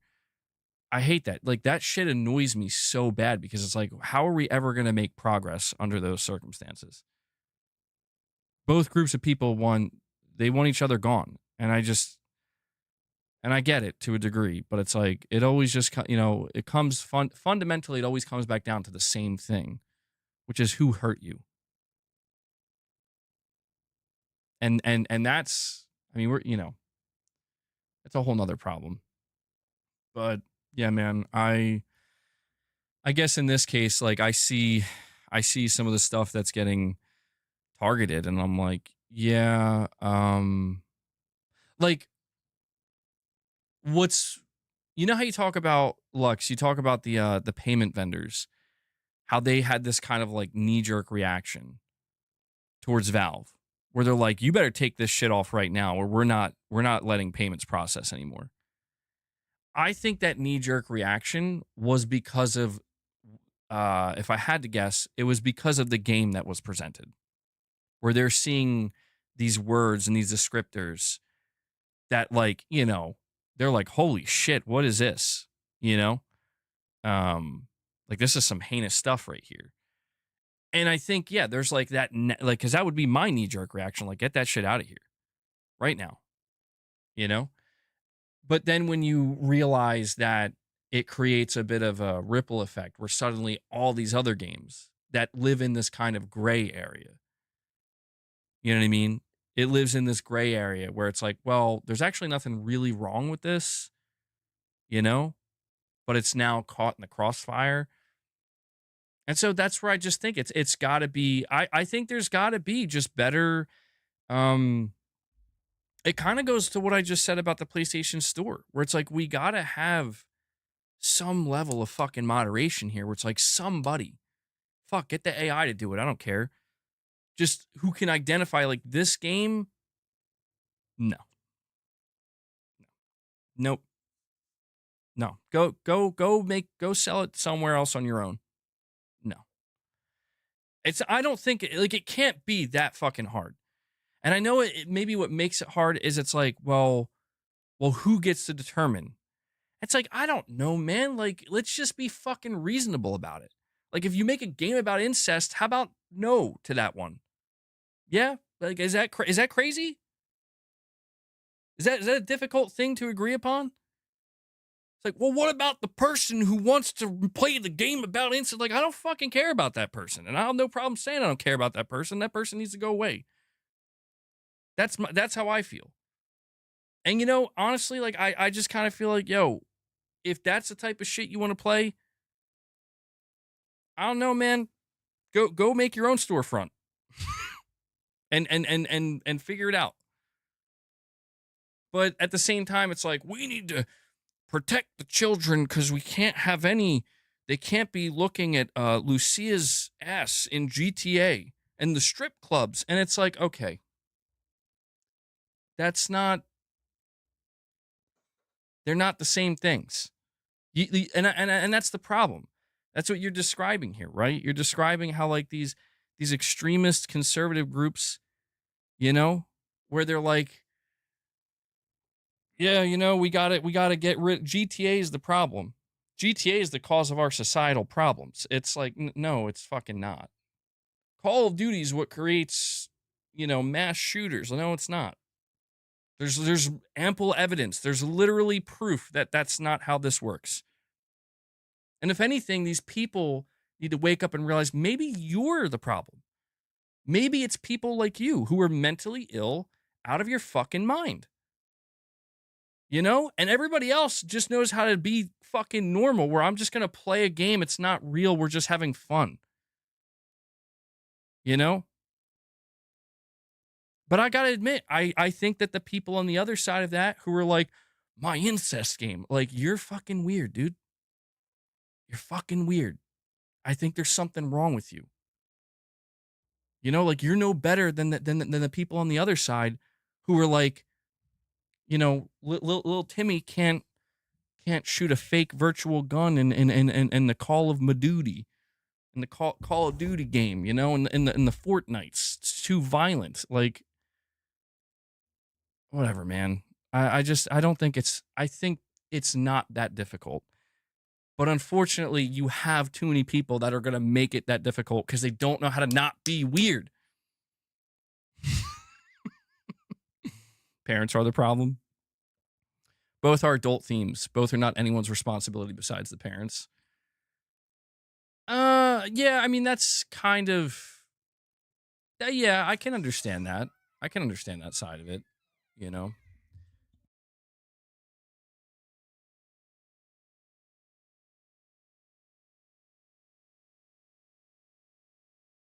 I mean, I understand where you're coming from, where it's like,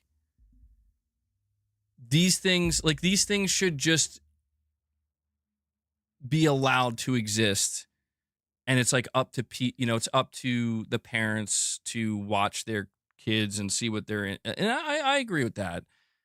I do think that there are way too many parents who are not nearly as responsible as they should be. And and that's why it becomes easier to, like, it's the protect the kids argument because of a lack of proper parenting. But again, I think there are, maybe I have a bit of an extreme I don't know. I don't feel like I have an extreme attitude, but I just do feel like there are things out there where it's like, are we really going to be like, is there anybody here who truly objects with this just not being available on this platform? And anybody who says I do, I'm going to honestly question, like, would you care to explain why? Because I can't think of a good reason, other than there might be something a little like I might have to keep an eye on you. Honestly, I'm just being honest. Where it's like, dude, like, I don't know, man. Shit's getting weird out here. Like you're saying, so you agree with them saying GTA is for degenerate cop haters who want to kill police and murder sex workers. They call us weird for playing that. No, I see where you're coming from. I like these conversations because it's interesting to try to see things from different angles. I mean, I'll be honest, man. Like, I think if you pick up a game like GTA, especially like GTA today, because it's more realistic than ever, I mean, well, so I'll try to use myself in this example. This is kind of funny. Like, I'm playing GTA Vice City as like a 9-year-old kid. You pick up a hooker, and you're like, "This is crazy, bro! Like, what's going on?" And then, you know, and then like the popular thing to do, or that like the thing you do after that is you kill the hooker and then you take the money back. And I'm gonna be honest, like, yeah, what the fuck is wrong with me?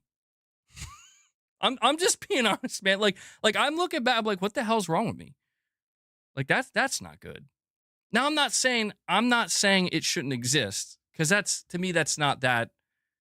There's something wrong with it, but it's like, all right, it depends on the context. Like if you're, it's weird, it's weirdo behavior. It just is. I'm sorry, like it is. And I say this as somebody who like it's like if I buy GTA and the only thing I want to do is I want to go kill cops, like,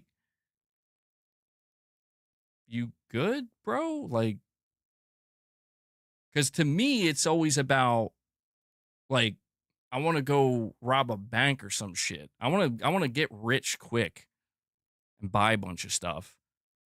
I want to do it illegally. And then if I encounter the cops, well, I ain't going down without a fight. You know what I mean? Like, but I feel like if somebody goes in where it's like, I can't wait to play my cop killing simulator. Like, it's like,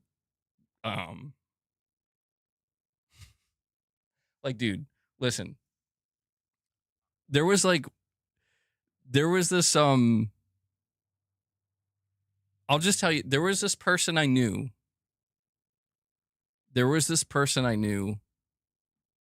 That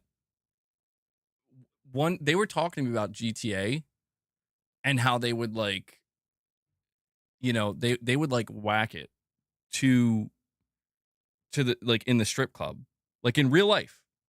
And I burst out laughing because I was like, that's a good one, bro. Like, goddamn. But then I found out, no, they weren't joking. They were serious. And I'm like, what? Like, it like broke my brain a little bit, because I was just like, what are you talking about? Like, it's a video game, bro. Like, it's like, I get it. Like, GTA's graphics are kind of nice. They're pretty good. But like, what are we talking about? Like, you're joking, right? Like, it's just a game. And like, no, like they weren't. And I'm like, and I'll be honest, like I never looked at that person the same way again. I'm like, look, bro, I get it to a degree, where it's like you're in a virtual strip club, but it's like, what are you doing? Like, this is the time? Like, what? And I guess it revealed to me that, like, yeah, this stuff does have, like, it was interesting to me because it's like,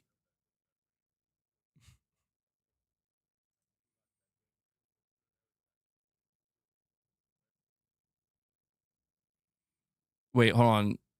Perfect image, you're saying MVG people that think that way in GTA, there's something wrong with that person. I utilize the game in real life scenarios for me to. Oh, you're talking about, okay. No, I mean, that's it. Like, perfect image.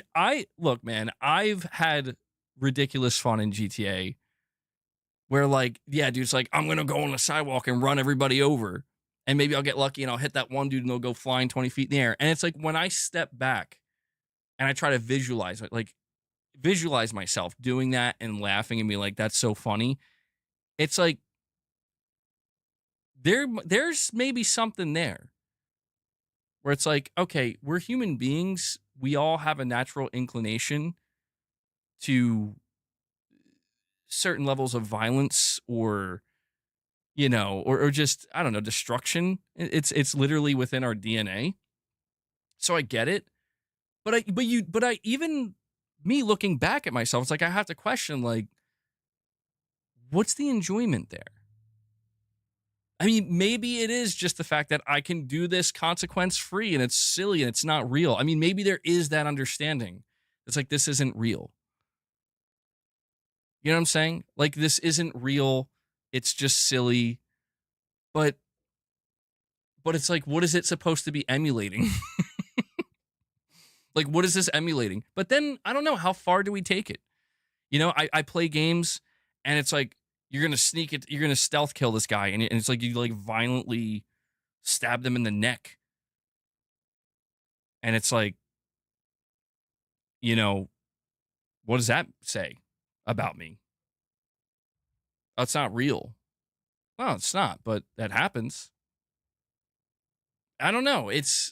I understand at the end of the day, and because this is what I've always said, I've always treated video games like they're different from other mediums of entertainment. I've always treated video games, they're different. They're different from movies, they're different from books, they're different from music because you are engaged with it. You are asked to engage with it and interact with it.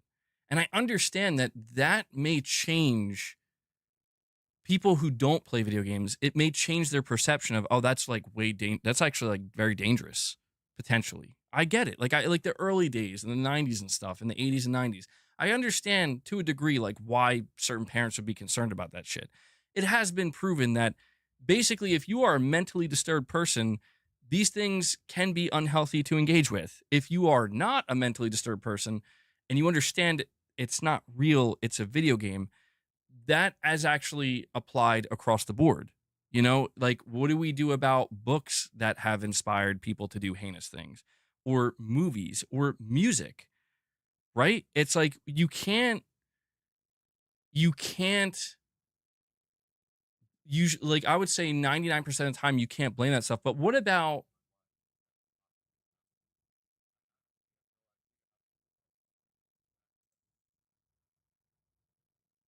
oh damn, Moonshot's coming in with a really different chat.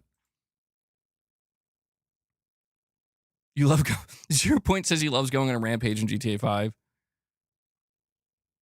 I mean, I get it, dude. I've done that so many times as well. And I guess it is just interesting to think like a little bit more deeply about it. But it's like, you know, one person listens to a song, a really dark, disturbing song, and it makes them it like speaks to them, and they're like, man, yeah, yeah, I feel a certain way now. Somebody else hears it and like, oh, that song kind of sucked, you know. And I think, to be honest, I think art, and if anything, I guess this does, maybe the place where I land is I am truly pro art at the end of the day, is that like the art, I think, just reveals us, right? Like it will evoke something in you, and it will teach you something about yourself. And maybe that's the whole purpose of it. You know, maybe that is the argument for why it's okay for it to exist, because again, it's like one person goes on a rampage in GTA and it's just like laughing. It's like, this is ridiculous. And then goes and lives a totally normal life because it's like, it's just a fucking game, you know? Another person goes on a rampage in GTA and feels like, oh my God, that was so visceral.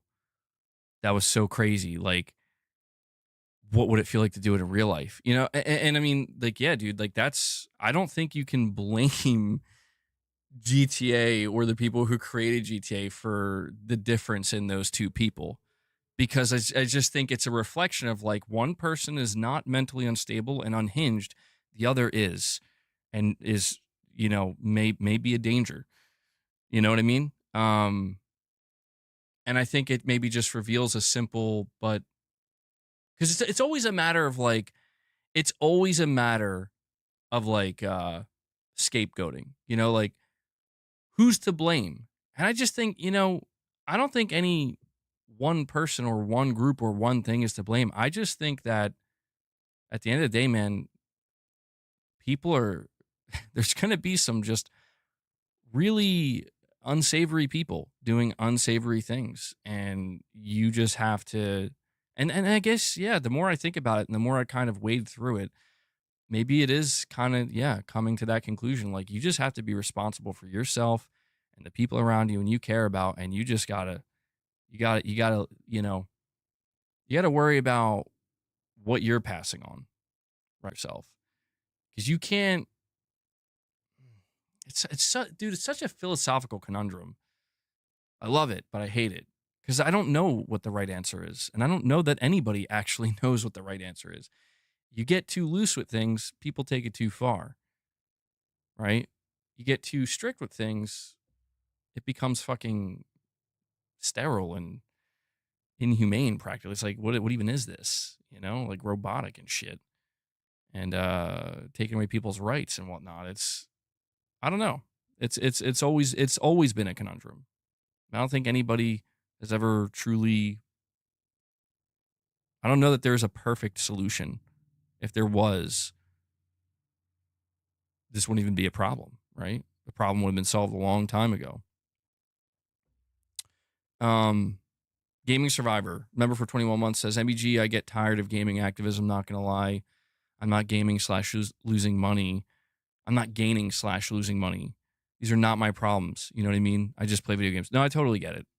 I totally get it. Like, this is where it's just like, listen, man, if somebody's going to dump a bunch of money on my lap, like a bunch of money to say, figure this shit out, all right, maybe it's worth getting a lot of headaches over, because it's now I'm being paid. It's my job to figure this shit out. It's my responsibility. It's not. Nothing I just said here matters because I have no control over any of this shit. All I can do is when I think of, when I bring it back down to myself and like, yeah, I'm not really, I don't even play on Steam, dude.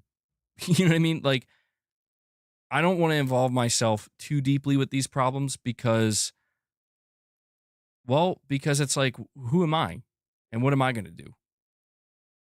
And I get it. Again, that comes off as defeatism, but it's kind of like what you're saying, Gaming Survivor. Sometimes I'm just fucking tired because what I do know is that even if we find a winning solution to this problem, there's going to be another fucking problem that crops up tomorrow and the week after and the day after. And it's a perpetual thing. And, you always got to fight the good fight, I suppose. But maybe sometimes the best way to do that is just by, again, focusing on your own little corner of the world first, because I've gotten like that many times, Gaming Survivor, where it's like, you think I want to fucking change the world. And it's like, bro, you can't even keep your own shit in order.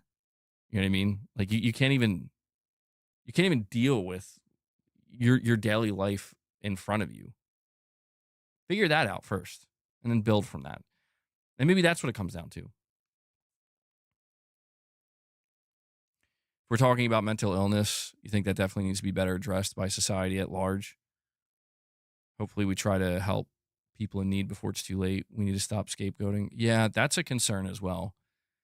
I think we all kind of know, we all have some experience with mental illness, certainly, or I would assume. And yeah, that's another major problem. I think that's another problem that the internet itself opens up.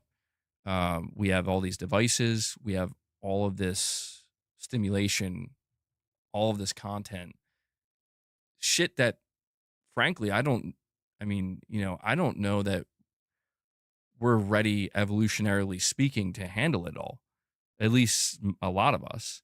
And I think, yeah, it creates some level of mental instability. I mean, dude, I consider myself, maybe I'm not, maybe I'm a very mentally unstable person. I don't know. I don't feel like it most of the time.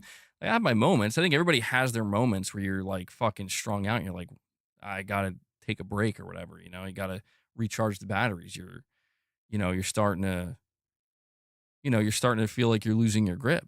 I think everybody's experienced that. But like, dude, it's crazy because like Twitter has done that to me. Not like people I've known in life have done that to me, but I'm just completely insane. That's what it is.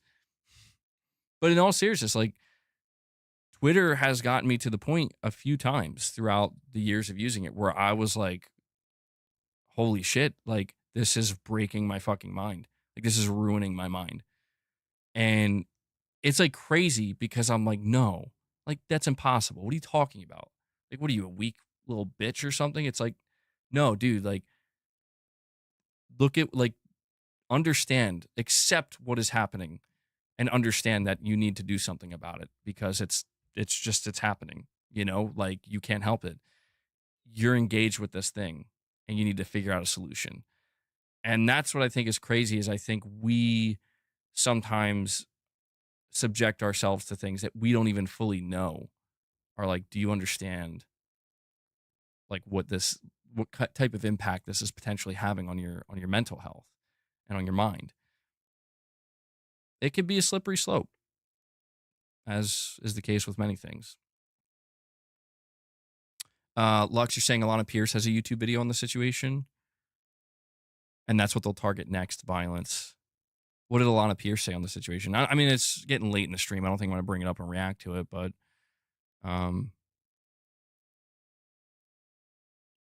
well, I mean, you know what I think this is a byproduct of, Lux? Because you're right. They will. We just have to make sure that the extremist individuals don't have control in the situation. I think that's what we need to make sure of, because I understand that, like, again, you get certain pieces of art, if you will, that are made that's just like, this is fucking heinous. And I understand there's always that argument, well, it should have a right to exist. And it's like, I don't know. There's some shit that I see where it's like, that just seems straight up evil to me. Not to get like, not to make it like, you know, has nothing to do with religion. It's just, that's just straight up heinous, vile, and evil and sickening. And it's like, I'm not sure, like, I don't know why anybody would feel the need to make an argument of why this should exist.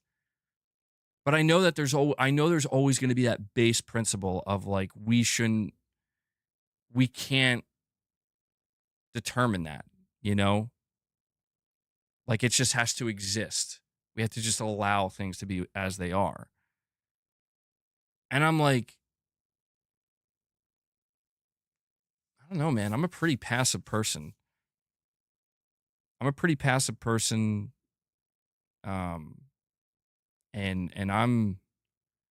I guess what I'm trying to say is, like, there should not be a domino effect. It should not be a catalyst, if that makes sense. You know, it's like, if it's like this one game, we can all agree is crossing the fucking line. This piece of art is just crossing the line. And only a very sick and disturbed individual would disagree with that. Let's just get rid of that. That should not lead to, all right, well, now that that's gone, we need to deal with that military shooter or that crime simulator game. Like, okay, come on. Maybe it's just my own concepts of right and wrong, but it's like so I don't know the name of the game, by the way. Maybe you guys know, or I don't know if you'll even be able to type it in the chat. There's like this game that spurred this all on. It's like one game that was on Steam.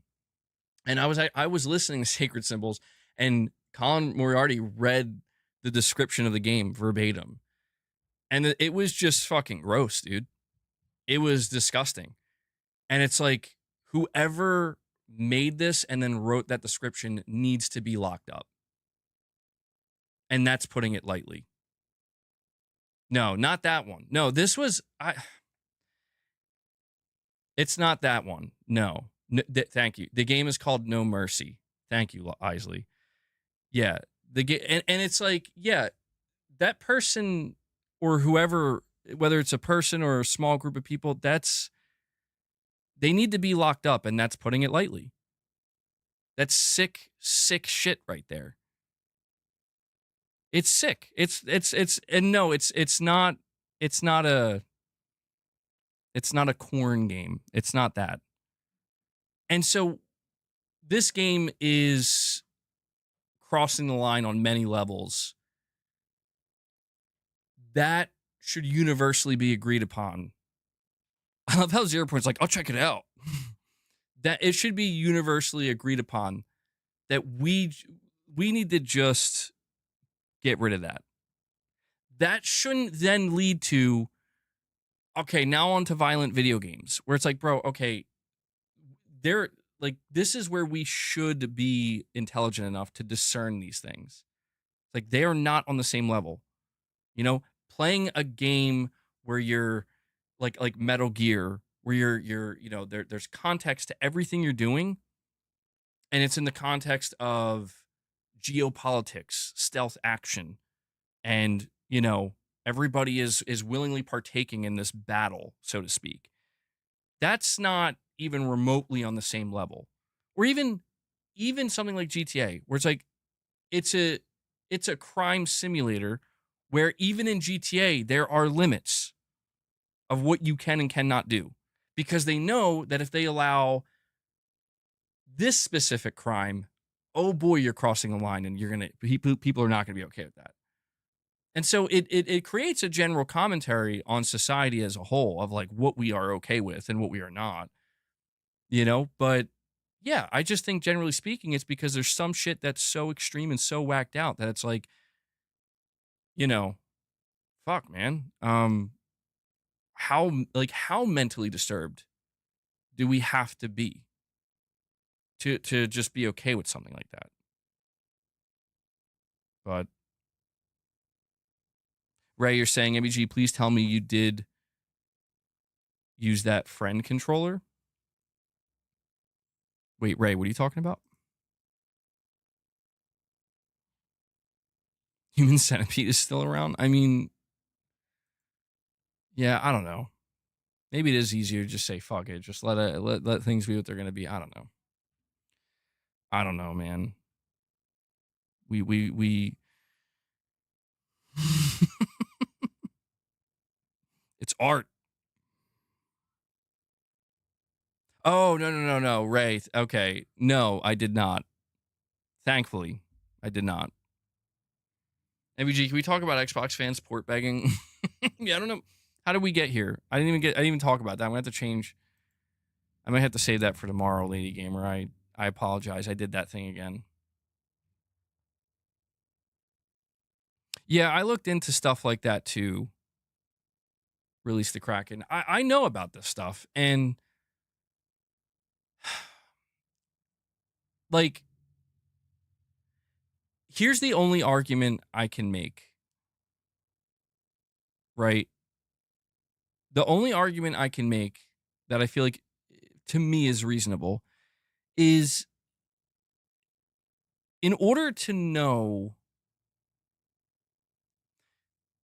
in order to know how bad things can be, how bad people can be, and the type of things that people are capable of, then you have to be aware. Somebody has to be aware that this stuff, it exists, right? It exists. And I think if it's used in the way to it, like, it's kind of like talking about like the Holocaust and stuff, right? Where it's like we need to know about these things to remain educated, to know and to learn from, hopefully. Like that at the very least, to fucking learn something from. But that's where I just feel like, again, this game that I was referencing, like that's not what that is. It's a simulator. It's like that game is meant to appeal to, in my opinion, the problems of society. Sick, sick individuals, that are like, dude, what the fuck? Like, we are not animals. And there are absolutely people out here who wish we were, who wish that we just lived like the animals. And I'm just like, no, like just flat out no. Um, and I will always feel that way because again, it's a reflection of there are just, I mean, look, man, this is one of the reasons why I can't go on Twitter sometimes is because, yeah, I see shit that I'm just like, I don't want to be part of the human race anymore. I am ashamed that I am part of the human race. And that's fucking wild. Like to see something that makes me feel that way. But it's real and it's out there and it exists. And, at some point it's just like, all right, well, what are we going to do about this? I don't know, man. This is a slippery slope for even me. This is a slippery slope for even me because I start to get to a point. I know. I know. Release the Kraken. I know, dude. I know about this shit, and it gets me to a point where it again, all of these things serve as reflections of what the fuck is wrong with the human race, bro. Why are we like this? Why is our existence the way it is? It throws me into another state of existentialism, and I'm trying to avoid that. And I do apologize. I'm about to go full red state, bro. No, I can't do that either because that's also it. It's too unnatural in a sense, and that's what's weird. That's what creeps me out. It's like if you notice, the more people try to control things, the more aggressively they try to control things, the more unnatural it kind of becomes. And that makes me question everything. That makes me question this existence, bro, where it's like, why is that? It's almost like there's something in place where it's like we can't, it's a whole idea of yin and yang, bro. Wu wei. I don't know. See, now my brain's see what you guys did? See what you did, Lux? Now my brain's broken. And Moonshot, I'm sorry, bro. I didn't mean to ignore your direct donations or anything. I'm very glad to hear that you enjoyed Split Fiction, man. Sorry, we're just having a totally different conversation. God will cleanse us. We're the aliens.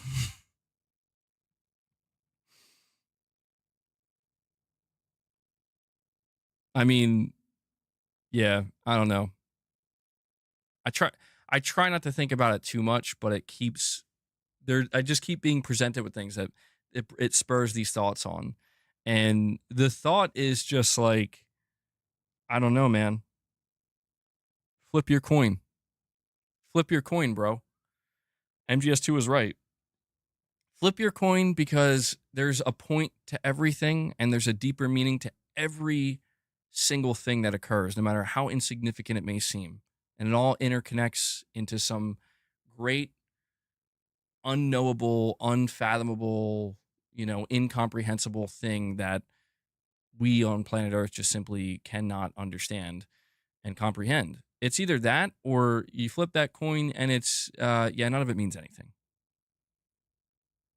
And the punchline of that joke is that you can't know. Well, you just can't know. You can't know, apparently, in this lifetime. What if the coin lands on its side? Well, at that point, the whole thing's broken. I don't know. I don't know what that means. Maybe it means both. Maybe it means both can be true. It depends on what you think, what you believe. All right, Lady Gamer. I'm sorry. I know. Yeah, my brain's. I'm all tapped out as well. Yeah. I didn't even get. I'm gonna have to change. To be clear, I'm gonna have to change the title and the thumbnails of my video and my stream today because I have to correct. Something in the title that turned out to be wrong, but not egregiously wrong. Just there was some misreporting going on. We're pretty. This is basically members lounge territory, but it's just it's hard. I have to admit, it's hard for me not to always end up zooming out like this. And I do struggle. I struggle to just focus on a singular topic because I don't understand how people can talk about certain things with such seriousness, and so earnestly, and not also simultaneously kind of zoom out to the bigger picture questions of like, because if you think about it, all these problems we encounter, it's like it is a reflection of the human condition. And that to me is the most interesting aspect of all of this. Oh, look at GTA. Is it right? Is it wrong? Is it good? Is it bad? Is it harmful to the kids? Is it perfectly fine? And it's just like, well, let's just ponder this for a while. Like why does it even why does it exist? Why do we want to play it? Why are there people who are so upset by it?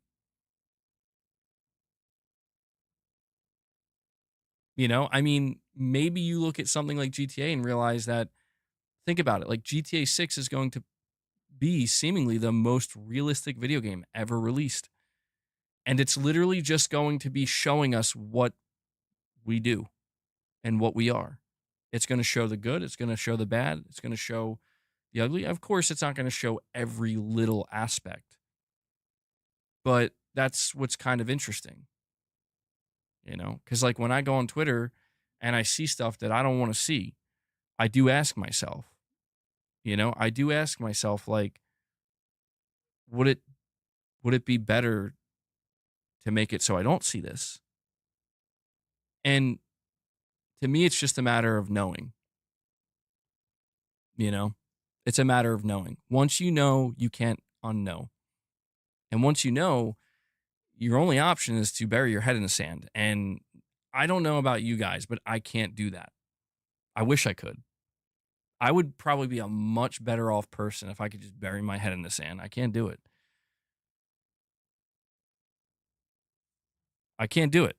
And so, like, yeah, that's just, I guess that's the nature of, learning more things, living longer, learning more things, seeing things from different perspectives. You think GTA is going to get censored like crazy? You don't have to partake in activism. That's the beauty of it. People doing it are genuinely passionate about their cause. They're not participating because somebody told them to or is paying them. Yeah, I mean, I think one of the biggest struggle I have is seemingly I don't know, I try to see things from all angles. Now there are some angles, again, if we go into the utmost extreme areas, I can't understand. I can't see a reason. I don't see a rhyme. The only way seemingly I would be able to understand is by bringing myself down to that level, which I refuse to do. Because in that case, I don't want to know. You know what I'm saying? And yeah, I mean, it's just it's an interesting thought exercise where if somebody in my chat says to me, "Yeah, man, I like to go on a rampage in GTA 6 and just go on some kind of crazy killing spree and hijack vehicles and get a 6-star wanted level and get a fucking jet and whatever. It just cause mass destruction and death." It's like, yeah, I've been there. It's quite fun sometimes.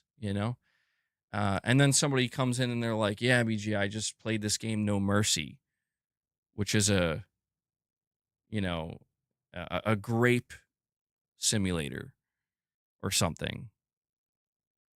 And I'm just like, I think you need to go and you need to get some help. You know what I'm saying?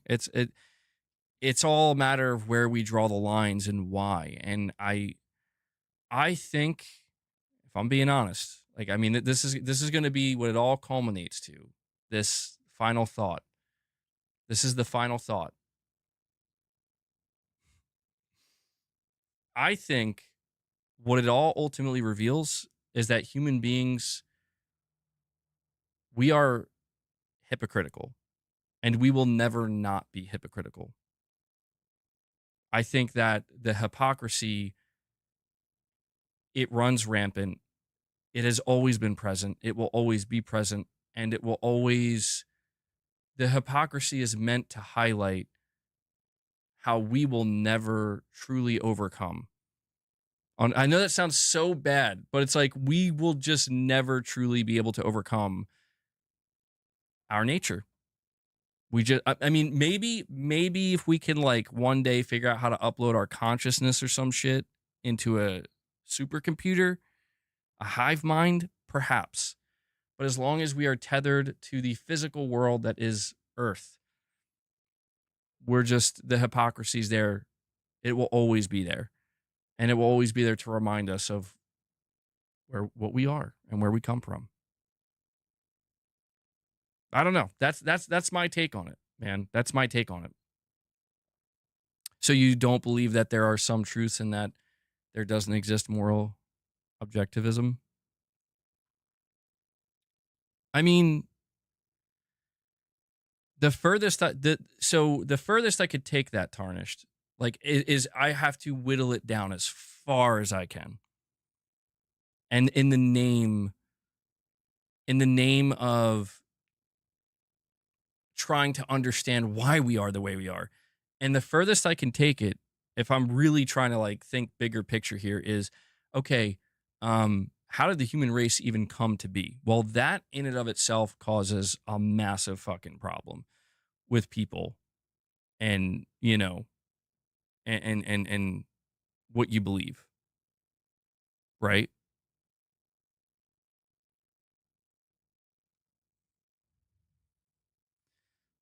See, tarnished, that's the thing, is like, I don't believe that. I don't believe that at all. I feel the opposite of that. But what I do know is that throughout human history, there have been other human beings who believed the opposite of that. There have been human beings who believe that that could be a good, like, I don't know how, I don't know why, but it exists. And so all I'm left to do is try to rationalize that, because if not, I just see insanity. I see something I don't, not just don't understand, but something that makes me feel very bad. Very, very bad. And so I have to just think about that bad feeling, try to understand it, try to figure out why. And I mean, if I'm taking it all the way back, if science, or, I don't know. Again, it depends on what you believe in. I'm not trying to challenge anybody's beliefs, but it's just like, if it's true that basically humans evolved, we come from the fucking ocean, we evolve over time, um, and the only thing that has allowed that evolution to occur is the continuation of the human species and the survival of the human species at any cost. I'm just saying, if we're taking it all the way back, it's like, that sure explains a lot. That, I mean, you know what I'm saying? Like, because what that would mean in the greater context is that everything that happens in between doesn't fucking matter. And that is the unset, like, that, I don't know, that's a very again, that is a very nihilist view of it. But it's like, if what we are told, what we know, if what we know about the nature of this world and every living creature in it, the nature is to uh reproduce. Like, I know that sounds weird, but it's like true. It's like, you gotta the survival of the species, gotta keep it going, gotta keep it going, gotta keep it going, in any way. It doesn't matter how it does. Like, that's the thing, is just viewing it from that lens. It tells you, like the time, viewing it from the lens of time, how human beings have been around for thousands of years, and evolution has taken millions of years. Viewing it through that lens, then only one thing matters, and that is, you just got to keep it going. But I don't know how, I don't know that it's even considered healthy to view it through that lens, because it's like, that's just too, that sucks. Like, dude, that fucking sucks. You know what I mean? Like, who wants to just view life as like, that's what it is, man? I, I don't know. It's really complex, and nothing about it is simple. And whether or not there are actual answers out there, I mean, look, man, sometimes I like to think, I don't know that I believe it all the time, but I like to think, like, once we're gone here, from here, we get all the answers. There are no more questions, because you already have all the answers. A question is something that can only exist here. And that's maybe the point. That would be nice. That would be awesome. And that sounds great. It sure does. It sounds a little boring, though, doesn't it? A little boring. Maybe that's why we're here. Maybe we're going to go back to the source. I don't know, bro. Captain Hook's like, what did I walk into? Let me tell you. Let me tell you how these Xbots, they broke my brain. No, I'm just kidding. We shall reincarnate, bro. Maybe. We will know everything when we meet the inescapable. we all turn into Xbots. Damn, man. Yeah, the stream went like totally off the rails, but I don't know. It's a change of pace. Half the stream, not half, but at least a fourth of the stream probably could have been a members lounge, but we did members content already this week, so it's fine. God asked me what I did in life. I answer gaming activism. God calls me a loser and casts me in hell. Damn it. Yeah, I don't know, man. It's good to have some healthy discussion for once. Yeah. Well, I mean, I have to just be honest with myself. Like Gaming Survivor, what you were saying earlier, is like I notice as I get older and the longer I'm here and the more I experience, yeah, man, you get kind of tired a little bit.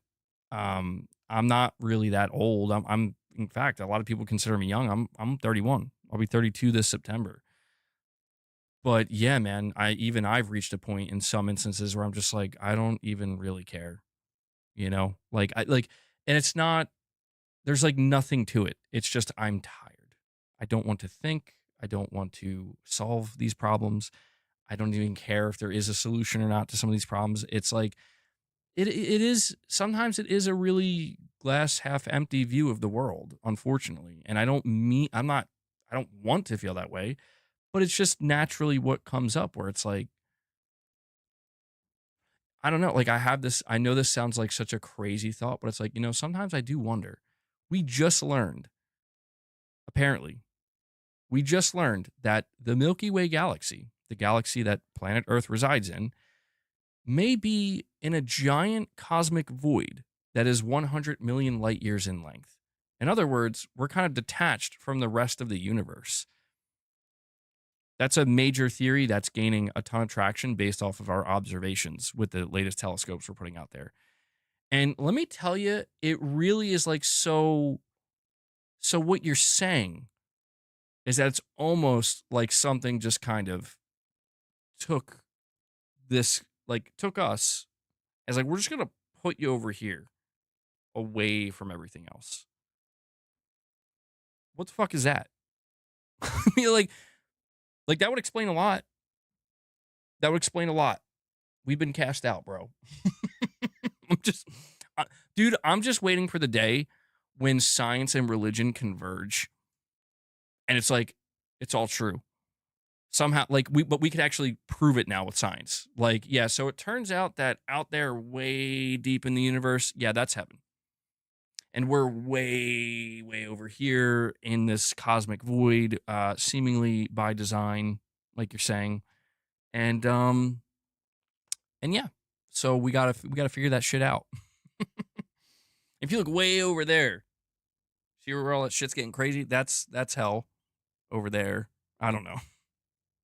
It's all, who knows? Who knows?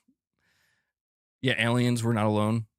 I mean, there's always been that theory that we're like a zoo.